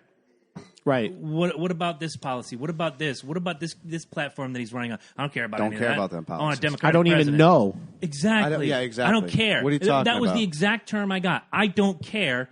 He's a Democrat. I'm a Democrat. I'm voting the party I supported people that voted for him strictly because he was a black guy, because at least that was a reason. I voted the first time for Obama. I realized my mistake. I asked a lot of people, like, okay, that's fine. I totally agree with you. It hasn't happened. Maybe we should make history. I support it. But let's look at the substance. Like, what is he saying that you agree with? Well, he wants change. Every politician wants change. Dude, every politician wants I want change every time I fucking walk into a restaurant. I change right. something else on the fucking menu. No politician is going to stand on CNN, MSNBC, BBC World Report, whatever, and say, I do more of the same. Vote for me because I will keep the status quo. You will get 6 votes. No, exactly. Vote for me because you can have potato chips just like you're eating now. And, yeah. There you go, guys. Have Honestly, at it. You know what platform? Nobody wants to vote for the status quo. If you look at presidential power, the only platform a president should really run on is, okay, like I will go in, I will bring the two parties together, we'll find compromise, and I will defend the Constitution, and I will be the best, beacon for the country to other nations. That's the only thing a president should run on. This little penny ante shit that they run on is absolute, to quote your phrase, horse shit. I like it. Like it is. It really is. A little more on the horse. Like when a president runs, like I know I would be like, what are you gonna do about all these cops? I would be like, yeah, that's not my place. The cops should take care of themselves. What are you going to do about Eddie? The state should be handling their police forces. Exactly. What are you going to do about Eddie playing Pokemon in his house? Hello. You take care of your own. Free market says you can play Pokemon, and I will support your right to play Pokemon. Take care of your we own. Got Zach back in house. Oh man, hi Zach. What's up, dude? Hey. Welcome back. We love your we points. were just talking about role of president, and I'm curious. What do you think the role of the president really should be? Wow, that's a good one. The role of president should be to execute the demands of the people. Fair enough. But the role of the president is to act like a figurehead for the oligarchy that actually runs our country. Exactly. Spots on. Basically, it's what I said. I basically said that the president's role should be, for one, to help unite the parties in Congress, two, to be a figurehead for the country to other nations. Obviously, he is the commander-in-chief of the military. He's supposed to keep us safe, But all this penny ante shit that they run on is like absolute bullshit. Like police crime, this, that, and the other thing, and not the role of the president. It just really isn't. Yeah. So something that I wanted to mention earlier was shit. I just lost it. I had a thought and then it was gone. It happens to us all the I've time. had those moments. We usually blame the beer. Formulating it. And, damn it. All right. I guess my brain's still waking up. Formulate away, and we can edit as will. And, I can pontificate not with the American only that, people. What we like to do is after the show, we'll leave it wide open for comments, and you just write below, right on that Facebook page or wherever else, and just leave that huge ass fucking blog that you want to leave for everybody else to see. Don't forget to like the Facebook page, everybody. I did just remember basically what it is, and essentially division is by design. Okay, so absolutely. Race, religion, political party. Right. Oftentimes, you meet somebody and you find out they're from the opposite political party that you tend to favor. Part of your brain automatically shuts down. Like, this person's obviously an idiot. There's no way they could have anything valuable to say. Right. the reality is most people want the same things. Most people just want to exist. They want to have enough, and they don't really want other people to suffer. Right? They're not like Nobody interested wants that. in No. Right. Or they shouldn't. Not if you have Well, a they heart. shouldn't. But what happens is they're told that if this person gets it, well, you're going to lose out. So you better stop that person from getting it. Right. Right? Whether that person's Mexican or Syrian or, whatever. They're threatening your way of life by being here. I've said that before. We always have to have a bad guy. Yeah. It used to be Russia and communism. And Now it's And we always ISIS have and to, Syria. We always have to have things to keep us fighting amongst ourselves. Because the second we stop as a society, the second we stop arguing amongst ourselves, we're going to turn around and look at the people that are actually running the country and say, what the fuck have you guys been doing? Yeah, exactly. And I'm saying that now. Yeah. that's going to be Right, an yeah, ugly, you ugly and I thing. are saying that. And I do think that a lot more people are waking up to the shit political system that we have in place. A lot of people Yes. are getting aware of that. I've been And saying to that's answer your the question before. I've been saying that's the only reason why Trump and Bernie have actually done as well as they have is because people are Absolutely. sick of they're sick of the normal lunch menu. And I think that's the same reason, the status quo. right. And I've said it. I'm a Gary Johnson supporter, and I think that's why he's 10% in the polls. Is people are sick of government involvement, and they want something new. They want to be able to decide for themselves. Exactly. Well, and that's all fair and good, but the instant that something crazy happens, what do people do? They look to government to solve it. They look to government to fix the problem, right? So when you look at something like 9/11, right? You guys must have heard of false flag attacks, right? Yeah, And problem yeah. reaction solution. Yeah, I've Right, heard Alex so- Jones. Well, okay, but it's more than Alex Jones, all right? He's a little bit fucking crazy. A little bit. He takes it a little bit far. He takes it a little far, but No. it's hard to argue with some of his points, right? I might have just So swallowed my this has been going tongue. on. This has been going on throughout history, where the powers that be have a law or legislation or policy they want to put into place, but they know that the masses will never follow it. So they create something that scares the shit out of people, and then the people turn around and say, "Oh my God, government, you got to protect us from these evil terrorists with box cutters." And the government pulls out a 400-page document that they just miraculously had That ready nobody's to going to go. read. Yeah. Right. Nobody's Even gonna if it's read it public because record. they're all terrified. Right. So, and even if they sat down to read it, most fucking people aren't going to be able to understand that document. No, Right? no, I the don't terminology speak that gets legally. bigger than Yeah. 6 words. No, You know, even, I've even- actually tried reading some of the shit. I read the 9/11 report when it was published. Garbage. It talked in circles. They just released the 29 redacted pages. Still, there's still black marks throughout. Absolutely. Absolutely. But There's now they're something saying, they oh, don't maybe want you to maybe know. the Saudis were involved. Exactly. There's something they don't want you to know. Here's the thing, though. Ron Paul's been saying it was Saudis, and everybody tried to pigeonhole him as crazy. Well, it's 'cause as soon Well, as somebody and- comes and up with this an is- idea, because the Saudis, that's the first thing the that we Saudis do have is- that is oil pin money. somebody as fucking crazy. The Saudis have that We do oil it money. naturally. We stood up for the Saudis. How could it be the Saudis? Well, Right. let's look So through. also- When you look through all of the guys that took part in that attack, what was it? I think 60% of them had ties to Saudi. No, they were all Yeah. Saudis. Were they all? They were all Not- Saudis. I'm not talking about like born there, but they have ties in one way or another. Yeah. No, they were Were they actually all- Saudis. Saudis. To my They were knowledge, they all were Saudis, as far Saudis. as yes. They weren't Iranians, Afghanistan, or what? They were Saudis. I thought there were others involved that just had ties to the Saudi. No, I'm pretty sure they were all Saudis. I'm gonna Ron double Paul, check Ron that Paul, when later. he was running for president, called it out and said they were Saudis. There's no reason for us to be in Afghanistan or Iraq. They were Saudis. And the only reason to be in Afghanistan, let's be honest, is because that's where he was traveling through. And even then, you don't send the amount of American boys and girls that you sent to find. I got a my group own of theories people. of Afghanistan. I don't want to sound crazy. You are crazy, so let it rip. All right. The Taliban, for as bad as they were, and most Muslim people are like this. They're very much against alcohol, drugs, whatever. The Taliban, when they were in power, completely slash burned all the poppy fields in Afghanistan. Okay? We go in there and we take the Taliban out of power.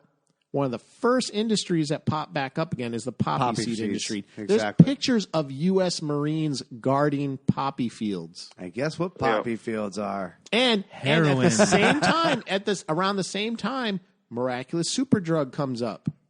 OxyContin. That's my conspiracy theory for the day. And that's fine. You're not crazy for thinking that. And OxyContin just so is probably what? I think 65%, they said 65% of Americans are on this It's a time-released heroin. Well, That's all it I'm is. a little confused. I'm a little confused because I always thought that Oxy was synthetic heroin. I didn't think that they used real poppies to make Oxy. I'm not implying anything. I'm just saying. If the opioid fits.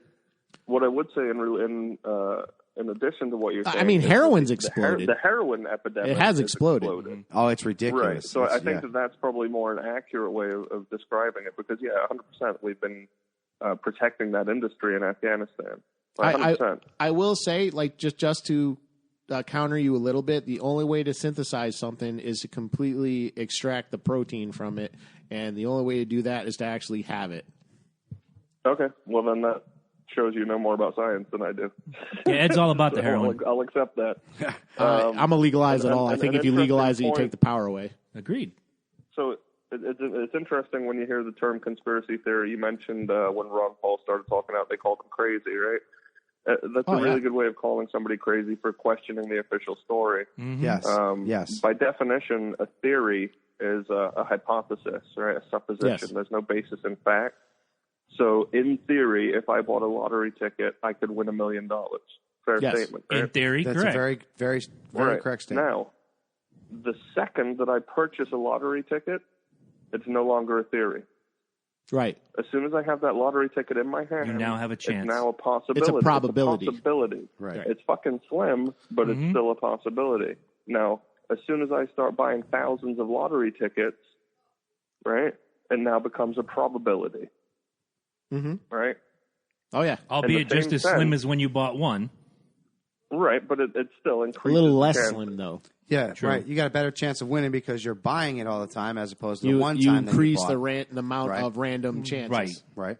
Right. Right. So now, in the same sense, when you have a conspiracy theory, the second there's a shred of evidence to support it, it's no longer a conspiracy theory. Now it's a conspiracy possibility. Yes. As the facts mount and as the information comes to light, it becomes a conspiracy probability, and then eventually it becomes a fucking conspiracy because they're like, oh yeah, we got to declassify that information because it was 25 years ago. Vietnam, the Gulf of Tonkin, it turns out was Exactly a false my flag point. Thank you. probability. Thank you. It happened. No, it happened. Right. And we went to Vietnam for nothing. Yep. No, we've exactly. Now we have all this repercussions of it for that exact reason. The term conspiracy theory was coined by Nixon, right? And it's just a really good way to shut people up. Oh, you're just a crazy tinfoil hat wearing conspiracy theorist. Well, I no, thought that term came about after the Kennedy assassination. Okay. My understanding was it was Nixon. Okay. But I could be That wrong. makes sense. I could be very. No, it actually it does kind of make sense. He's the man that created the drug war, and it's only now we're finding out he was doing it to stop hippies and people of color from protesting. Right. Exactly.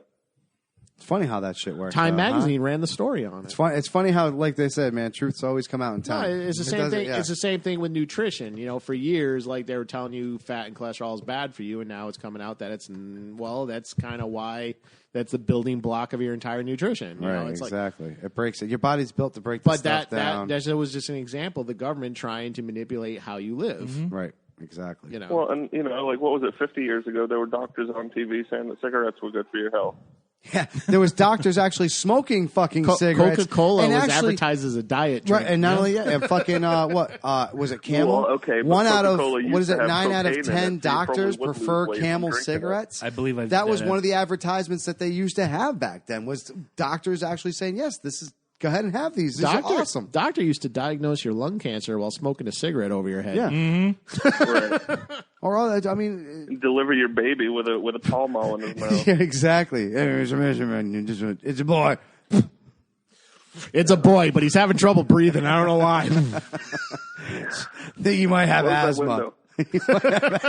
window. So, Zach, my friend, we got about 5 minutes to give you. So I want to give you a 5-minute rant. All right. I want you to pour in as much knowledge to our listeners that you feel that you could possibly pour in about this political race and the knowledge. And if any of our people can just walk away with a little shred, just a little iota of information from you and from this show, we've achieved something. Nothing's off limits, by the way. No, exactly. We All don't. right, well, we I let don't everything go. So on the count of 3, brother, you go. 1, 2, 3, go. Cool. I don't think I have 5 minutes of rant for you. You What go. I That's do fine. think is that people need to wake up. People need to snap the fuck out of watching the Kardashians and reality TV and chasing fucking Pokemon around on their phone and pay attention to what's actually happening. Whenever you see something big on the news, look at what's really going on in Congress. Look at what laws are being passed. When it comes to, like, who fucking cares what bathroom you use? I don't give a shit, right? You've been in the bathrooms this whole time as a transgender person. I don't care what bathroom you're in. You're not going to do anything. I was a rave But it's DJ a for great- 12 years. I peed next to transgenders all my life. Right. And did any of them try and grab you or molest you? No, they only don't give a perverts fuck, do right? that, and they've been doing that. And they will continue. Right. And they will, right.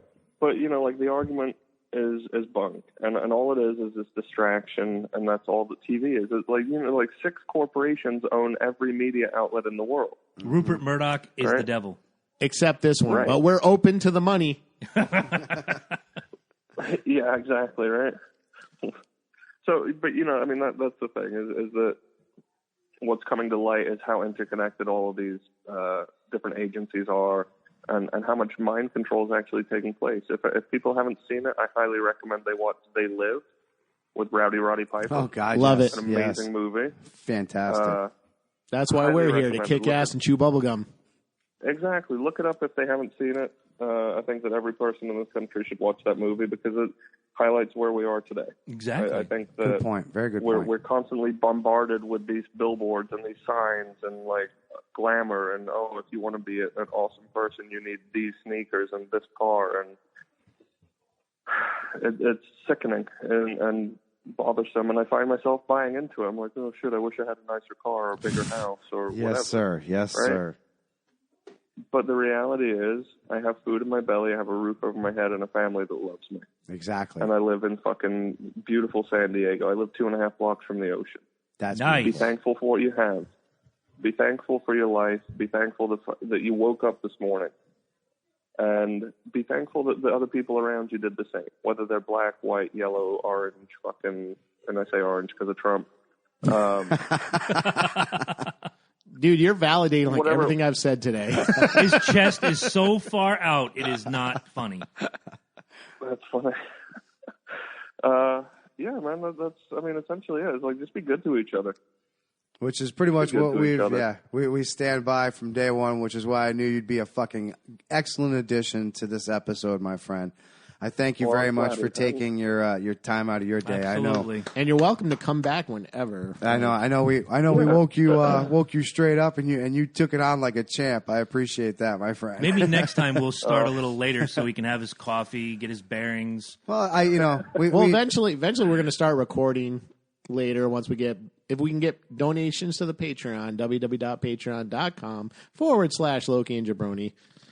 And we will we'll take the show to the next level. absolutely. Don't forget the Amazon link on the Facebook page. That also dumps some money into our endeavor. And, exactly that. Are you done- Sorry, you've been the victim of an Yeah. ad read. I didn't even go into subliming tattoo yet. All right, but brother. I don't Hey, want to well, keep him there. give a big hug and kiss to that family of yours, man. Thank you very much for taking time out of your schedule and being with us, man. Sure. I really appreciate it. Thanks Thank for having you. me on. It was awesome. Absolutely, man. I usually have something to say about everything. So Well, hey, Be like that. you're welcome to Feel free come to back, let me man. I'll be talking to you really soon. Awesome, Mike. Take All right. it easy, man. Have a good great one. day, Easy. Zach. I'll talk to you soon, brother. Later. I just want to piggyback on something he said. There is a meme that goes around, and I want to just read it out loud. It says, "Get a job, go to work, get married, have children, follow fashion, act normal, walk on the pavement, watch TV, obey the law, save for your old age. Now repeat after me. I am free." Yep. No, you're not. It's everything. That's everything you're looking for. Exactly. No, but bringing up They Live. Bringing up They Live. I love that movie. It's one of my favorite John Carpenter flicks. If you haven't seen it, definitely see it. No, it is a very good point too. That and Roddy Piper, I gotta say, was the most underrated actor ever. He could have been like an action star. Out of all the Bruce Willis actors, dude, he was one of the best. You're absolutely right. Yeah, and in fact, in my WWE 2016 entrance, I use Roddy Piper's. Nice. I do. I love it. Roddy Piper is the best. The thing I liked about his films was he acted like the character. He wasn't Roddy fucking Piper. Right. I made the mistake because I've been up sick for a week now, coming down. Finally, I watched this movie called Knucklehead, which starred The Big Show. Okay, yeah. And you know what he was in this movie? The Big Show. Yeah. I remember taking my ex-wife to see 12 Rounds in the theater starring John Cena. You know what he was in that movie? John Cena. Fucking Cena. Yeah. Don't get me started on Hulk Hogan. Every movie Hulk Hogan's been in has been Hulk Hogan. Yeah. No, absolutely, dude. Even Thunderlips. Even Austin was Austin in The Condemned. Yeah. Even fucking and literally he was Austin in another one of his movies there. I saw a boxing movie he was in. Actually, you know who's a really good actor? The Edge. Yes. Yeah, he's in that. He's in that. Well, it's canceled now, but he was in that show. Haven. Haven. Yeah. It's based on a Stephen King book, and he played he eventually became the sheriff, but he's a pretty good actor. Yeah. If you can separate yourself from who you are, and even Randy Orton is Randy Orton. Yeah. In that when He Who Shall Not Be Named did his shitty films in the 80s, he played the character. Yeah. He didn't play He Who Shall Not Be Named. Yeah. Exactly. Yeah. That's good. You got to give it to him. All right, so we are rounding it up here. We're almost going. We have one of my favorite things that comes once a month, not a period. Once a month. Here it comes. See, I like when he does this. He's got the horns up. For those of you who are listening later in the week, he's got the horns up. He's rocking out. This, ladies and gentlemen, this is the Ted Nugent. Did I fucking just see that award? Great timing with the bass kicking in. So what do you got for us this week? First of all, what is the Ted Nugent Award? The Ted Nugent Award is an award given to a celebrity, TV personality, politician. Doesn't matter. As long as they say something that makes you say, oh my God, did I just fucking see that? Mm-hmm. And this month's award is being given to Lena Dunham.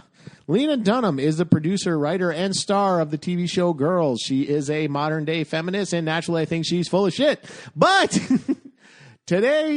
not today, but recently she just made comments at her local alma mater where she went to college. All respect to anybody who goes to college, want to make something of themselves. Mm-hmm.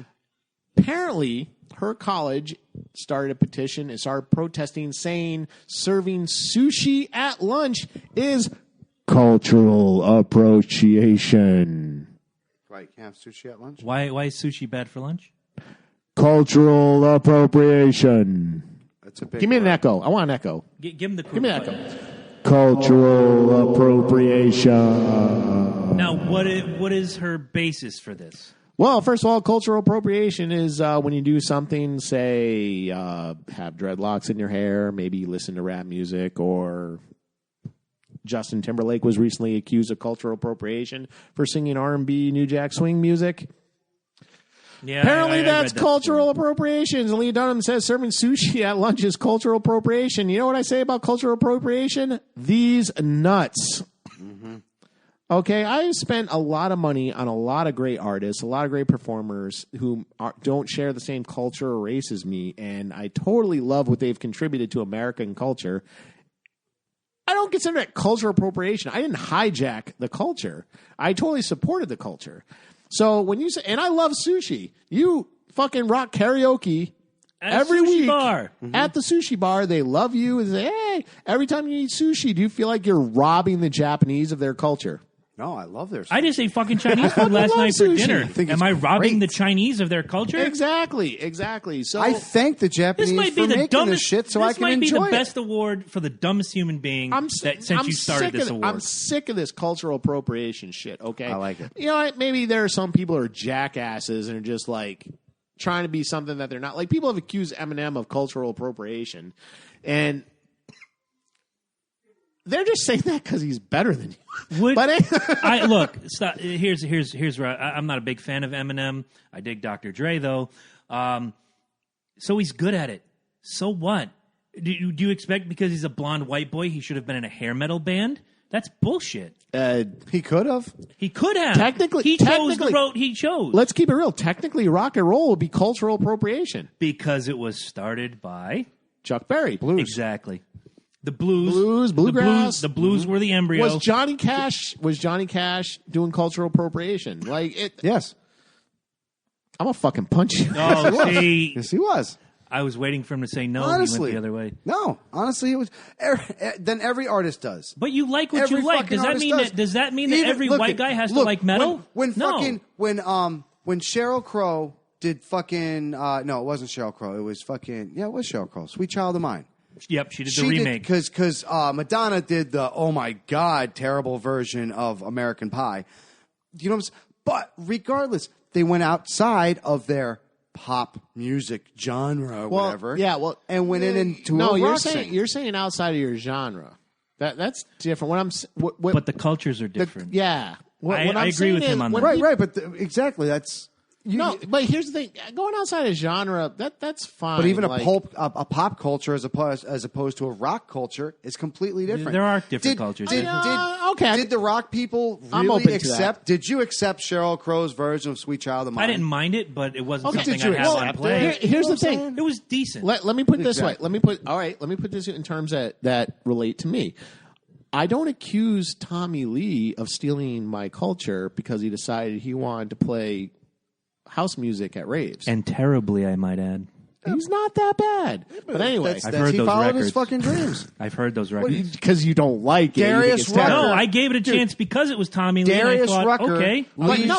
Here's the thing. Like because someone like Tommy Lee or whatever goes to like one of these parties is like, I like this energy. Or Will.i.am from Black Eyed Peas is like, I like this energy. I want to be a part of it. Do I think he's appropriating culture? No. Did I think Ice-T appropriated my culture when he did a hardcore metal band in the early 90s? No, I embraced it. No, because that shit was dope. It was badass. And I'll give Tommy Lee a lot of credit. He loves that music, and he went and he tried Body it. Count, right? Body Count was the name of the group. Here's the thing. Can we say the rest of the country is appropriating Connecticut culture because they serve hamburgers? No. Like, supposedly Connecticut invented the hamburgers. That's what they're saying, absolutely. Yep. Or Or the insurance company. Connecticut invented the insurance company. Are they appropriating culture? Like, I don't believe... Darius Rucker left fucking pop music to become a goddamn black country singer. And does rather well at it. And you know what though? I don't even bat an eye at that. I'm like, I've actually said like, I'm surprised. Yeah, pause for a second though. Really put that in perspective. Steven Tyler's going to do country now. Joe Perry just signed on to do an album with what the fuck is his name? The one who's banging my former ex-wife, Blake Shelton. Oh yes. Blake Shelton's banging your former ex-wife, Gwen Stefani. Oh, Gwen Stefani. That's I have future. Whoa, wait a minute. That's my ex-wife. I have future ex-wives, and once they fall off, their former ex-wives. Like all I'm saying, like when you have a country that is entirely built upon this concept of a melting pot, where the only American culture, as far as I'm concerned, are individualism and freedom, liberty, whatever. I don't see like should be everybody's. Yeah, you do your thing, I'll do mine. Like if the Japanese want to come over here and sell sushi because they think they'll make a living at it, or they think they'll contribute something. If there's a market for it, great. Yeah, and we love sushi. Never have anything bad to say about sushi. I'm not a fan, but I don't begrudge you guys for eating your sushi. Exactly. Have at it. Fucking mouth that shit, man. You gotta understand. There's a lot of Navy people in my family. They love the fuck out of sushi. With the exception of blueberry beer, Yeah. you do what you want. And I know you'll say the same with my IPA. So it's no IPA sucks. No, but anyway, blueberry beer. No, but here's the that's whole the thing. point. Here's the whole thing. Like if you really really enjoy something, you want to support something, and and I'll be the funny thing is blueberry IPA. The funny thing is like the both of you Why can not? look at me. Let's try it. The both of you look at me and be like, "Oh, who are your favorite artists?" And I'll be like, "Oh, Public Enemy is one of my favorite artists. Rakim's one of my favorite artists." And I'll also say something like Journey is one of my favorite artists. It's like I'm not hijacking a culture. Yeah. I'm not hijacking Public Enemy's culture. I'm not hijacking Rakim's culture. I'm supporting it. I've spent a lot of money on these people. I've spent just as much money on Pantera than I have for Tom Jones or Travis Tritt.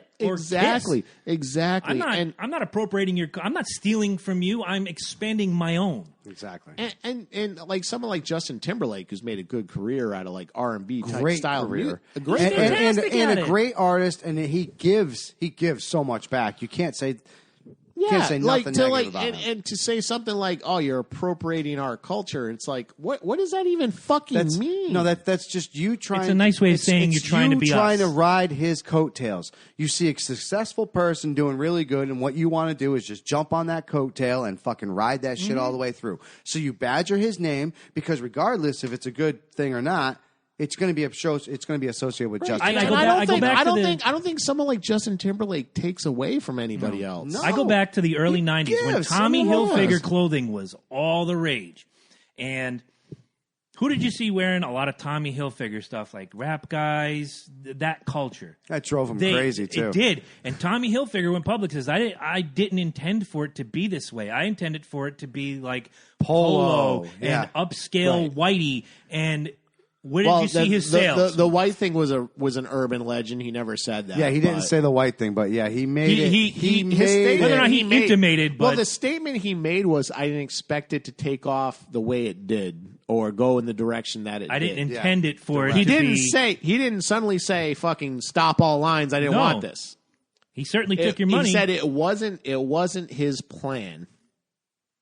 So He here's thought it the was thing. gonna be at yacht clubs all the time. Again, it's that curse of misinformation, division that creates that kind of that mentality, and it's absolutely The ridiculous. reason I brought him up was because it's a good example. Regardless of where he It's wanted what the it public to go, said. it's what the public accepted it. Yes. He thought yacht clubs. He thought this, that, and it became this. I loved it. I didn't wear it myself, but I loved it. I couldn't afford it. Right. But if you could get it, props to you. Exactly. To see inner city kids and upper scale wearing the same clothing, to me, it was a unifying thing until I still have the same intent bottle came of Tommy Hilfiger cologne he bought me for Christmas because it was fucking too expensive for me to buy another bottle. But then you had this culture come out of cross colors. For you buy whatever the thing was for the FUBU? Yeah. For us, by us. Right. Yeah. And heaven forbid, I actually knew a guy who was very into the clothing. He loved it. I like the way it feels. I like the way it looks. Yes. I like the way I look in Yes. it. And he got harassed because Yes. that's ours. Yes. That's ours. And that's exactly the point I think It's you're trying to called- make yeah. here. That's ours. Well, no, it's FUBU, not. I have issues with Free market. I have issues with FUBU because it literally puts out a "I dare you to buy this" kind of thing. Yeah. Well, I dared not to buy it. Yeah, I don't like any. I didn't agree FUBU was comfortable. Doesn't look good at a Slayer concert. All right, so let's wrap this little bad Larry up. Let me give him the music. Congratulations to... Lena Dunham, All right.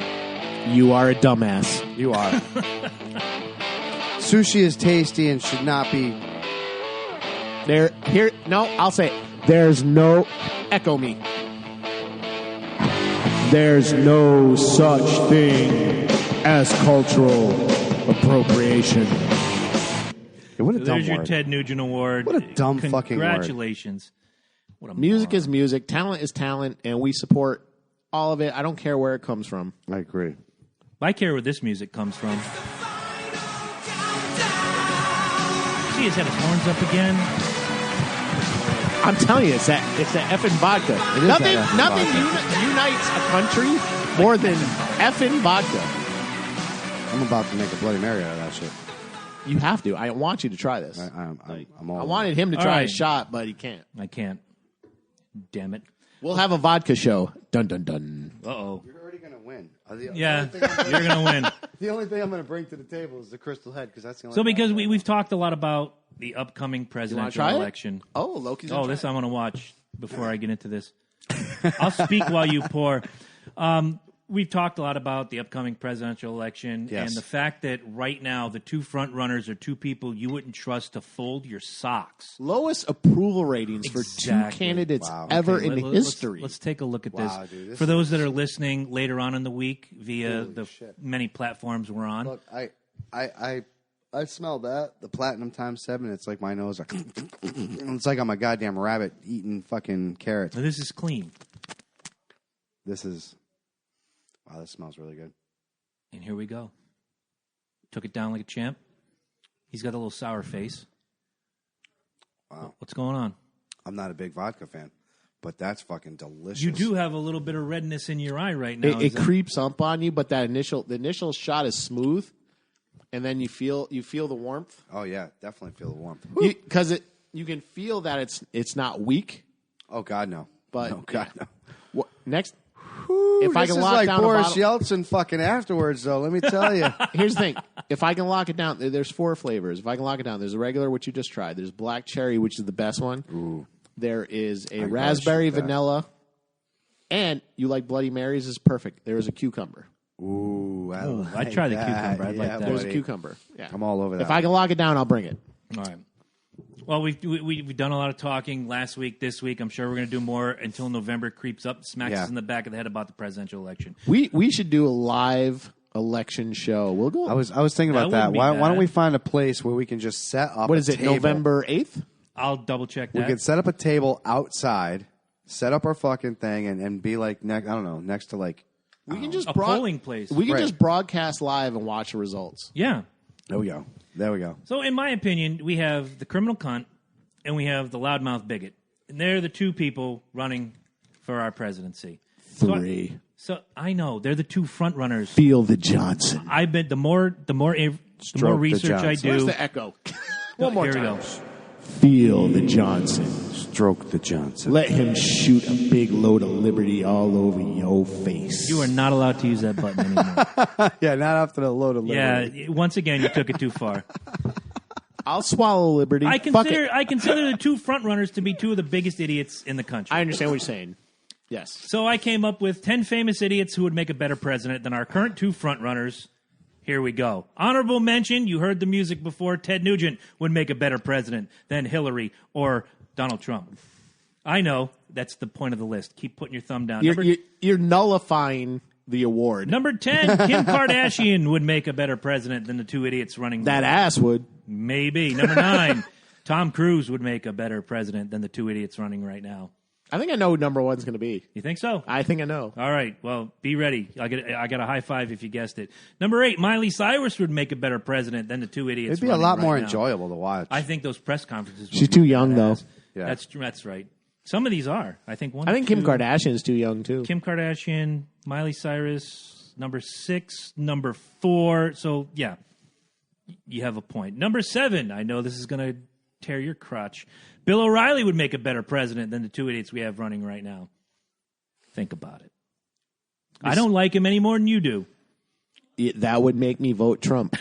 Number 6, Snooki would make a better president than the 2 idiots we have running right now. Disgusting. That way, Mush, mush. Mush, mush. Snooki wants mush, mush. Number 5, Dr. Phil would make a better president than the 2 Now, idiots you we know, have Jabroni, I've told you before, I don't want you to mention my name on this show, okay? Allah Akbar! Now, the reason you feel that way... You are upset right now because you have explosive devices strapped to your chest. You feel oppressed by Christian, Judeo-Christian religion. I knew this would go far. You feel oppressed by my pressing penis. Continue on, Jabroni. Number 4, Katy Perry would make a better president than the 2 idiots we have. I would like right to now. open her big balloons. I'd visit her oral. You should all vote for me because I kissed Hillary.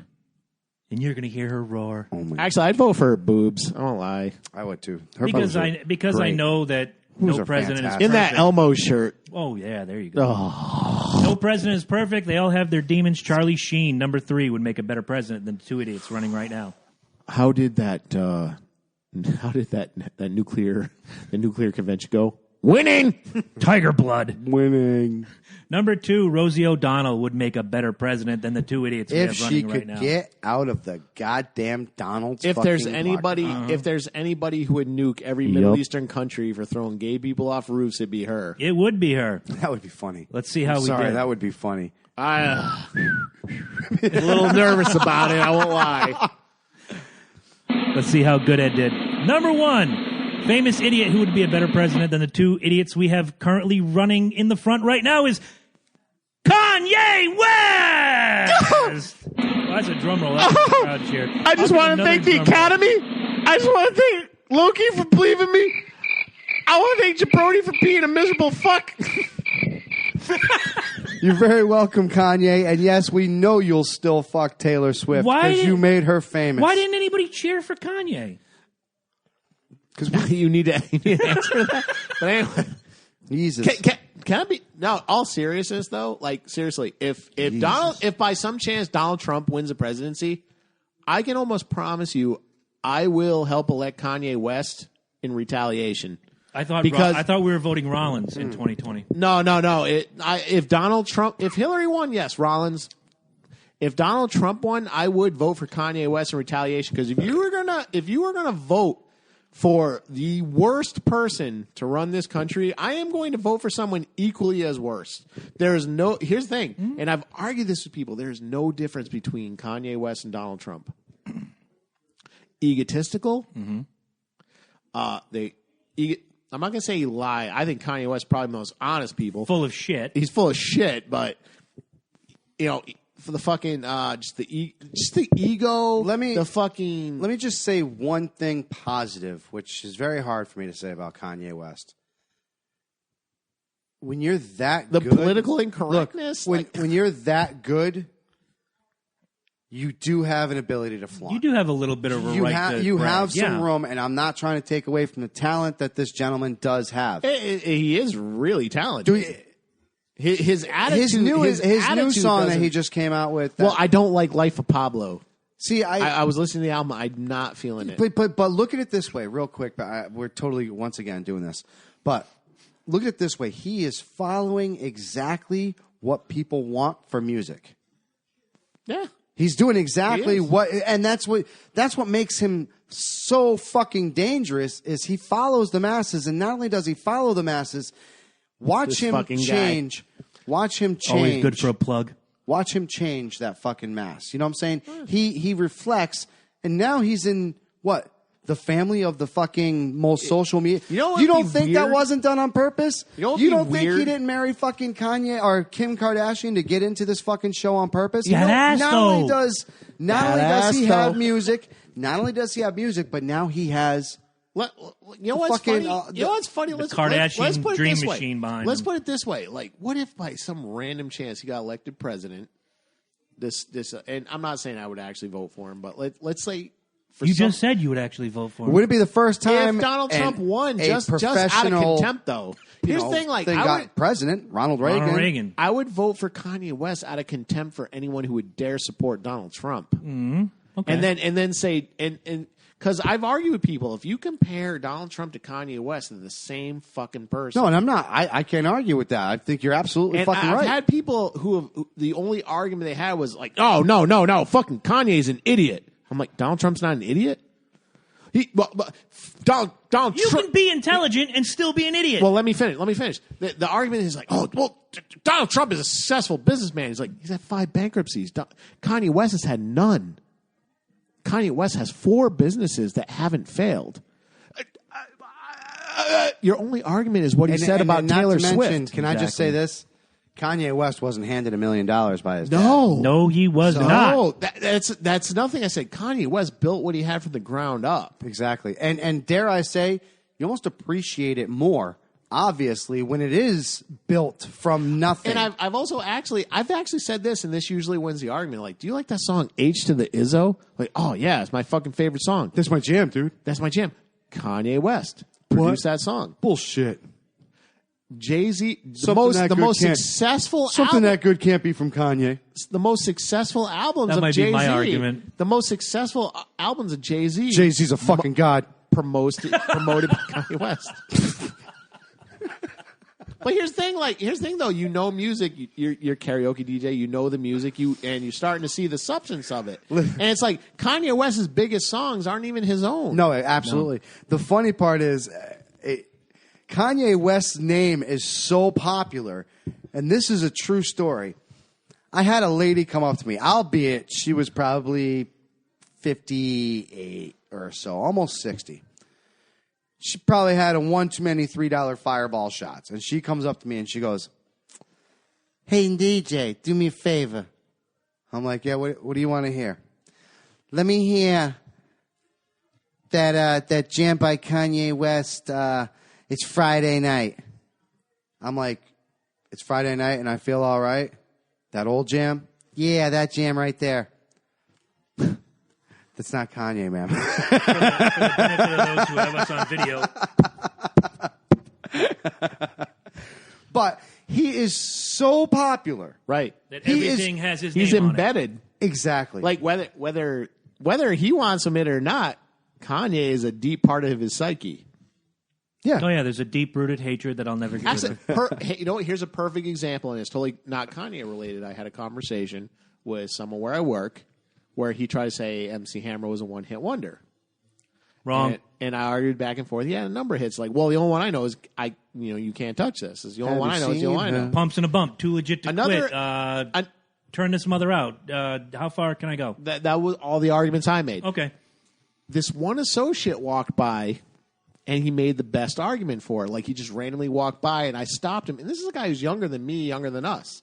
And I stopped him. I said, dude, MC Hammer, one-hit wonder? And he looked at me, he goes, oh, hell no. And I was like, and the other guy was like, oh, what other songs do you know? And he goes, I don't care about the other songs.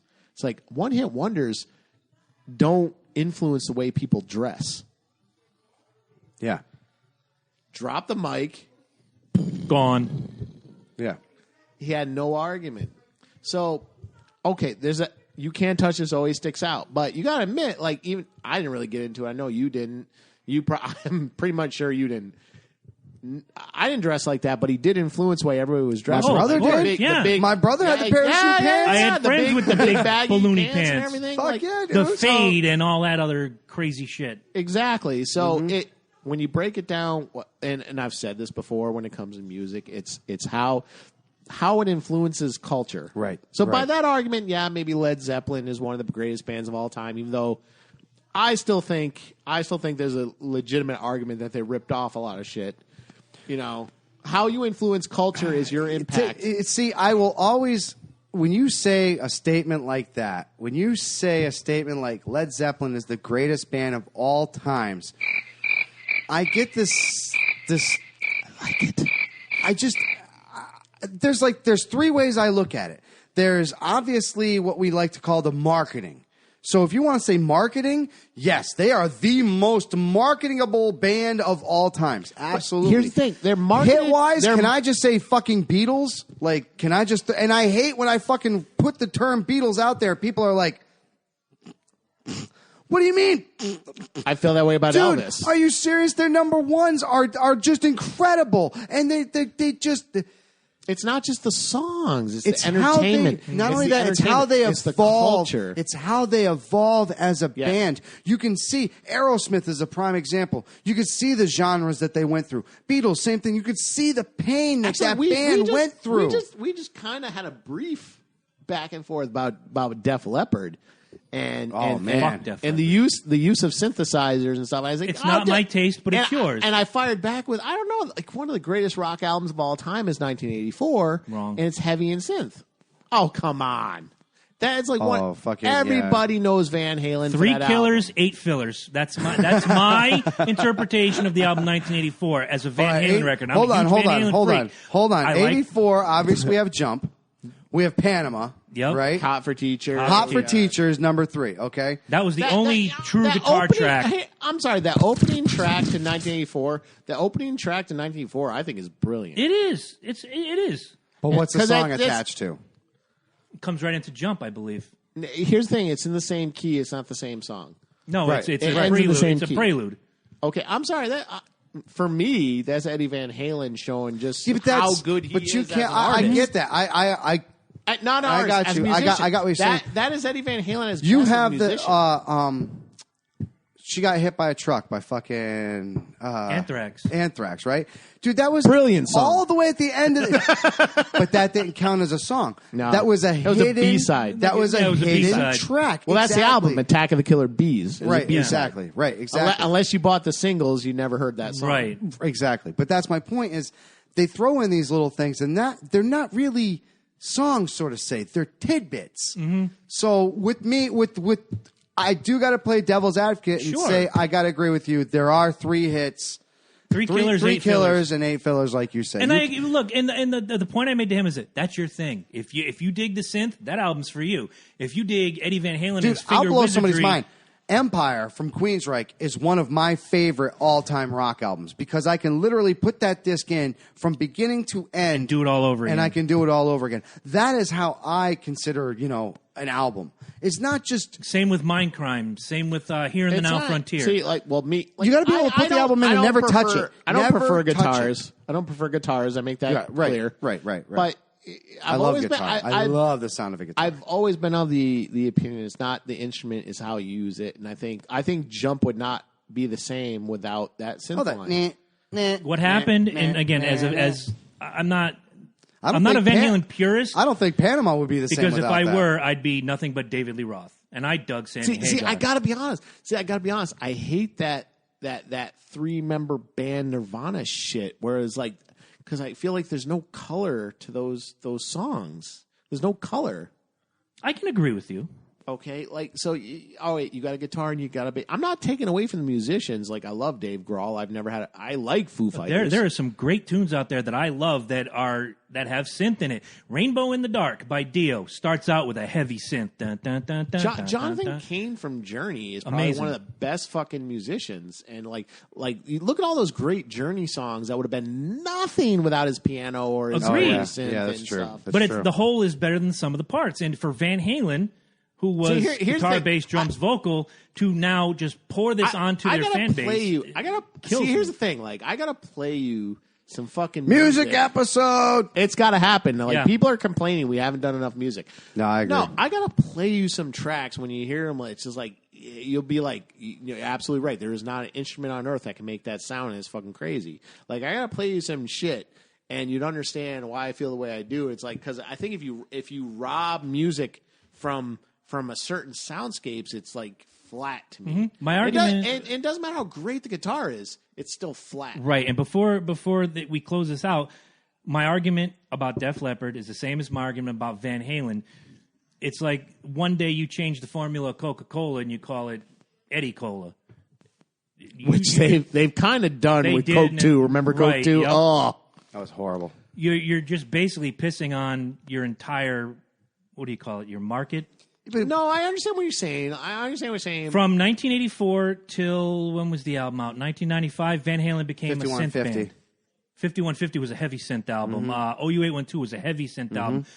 For Unlawful Carnal Knowledge. Which don't forget, this the is biggest hit was Right Now, and that was piano. And I was going to say, okay with that. and now this is Sammy Hagar going into these. You know what I'm saying? So it wasn't. It's the stuff you never heard on the radio that I really loved. It was guitar, synth, bass. It was everything. It made a perfect stew, if you will. Popular today.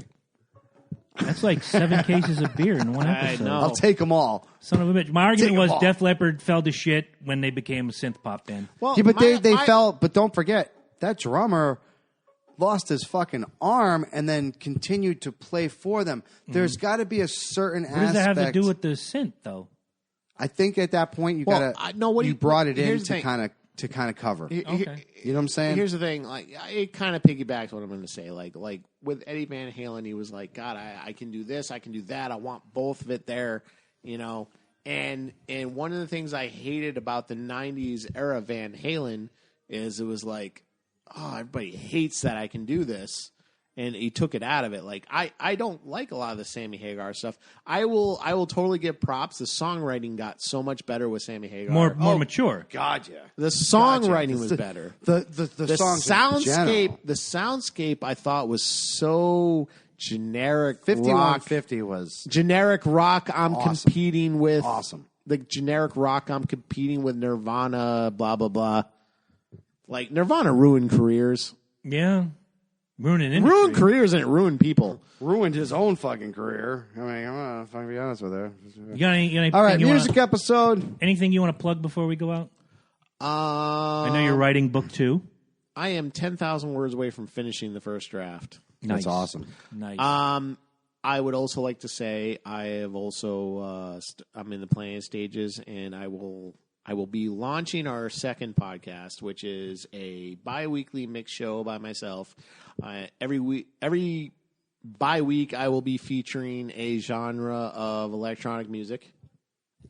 And that's basically all I got going on. So that's going to be two shows on the Focus Network rocking out here.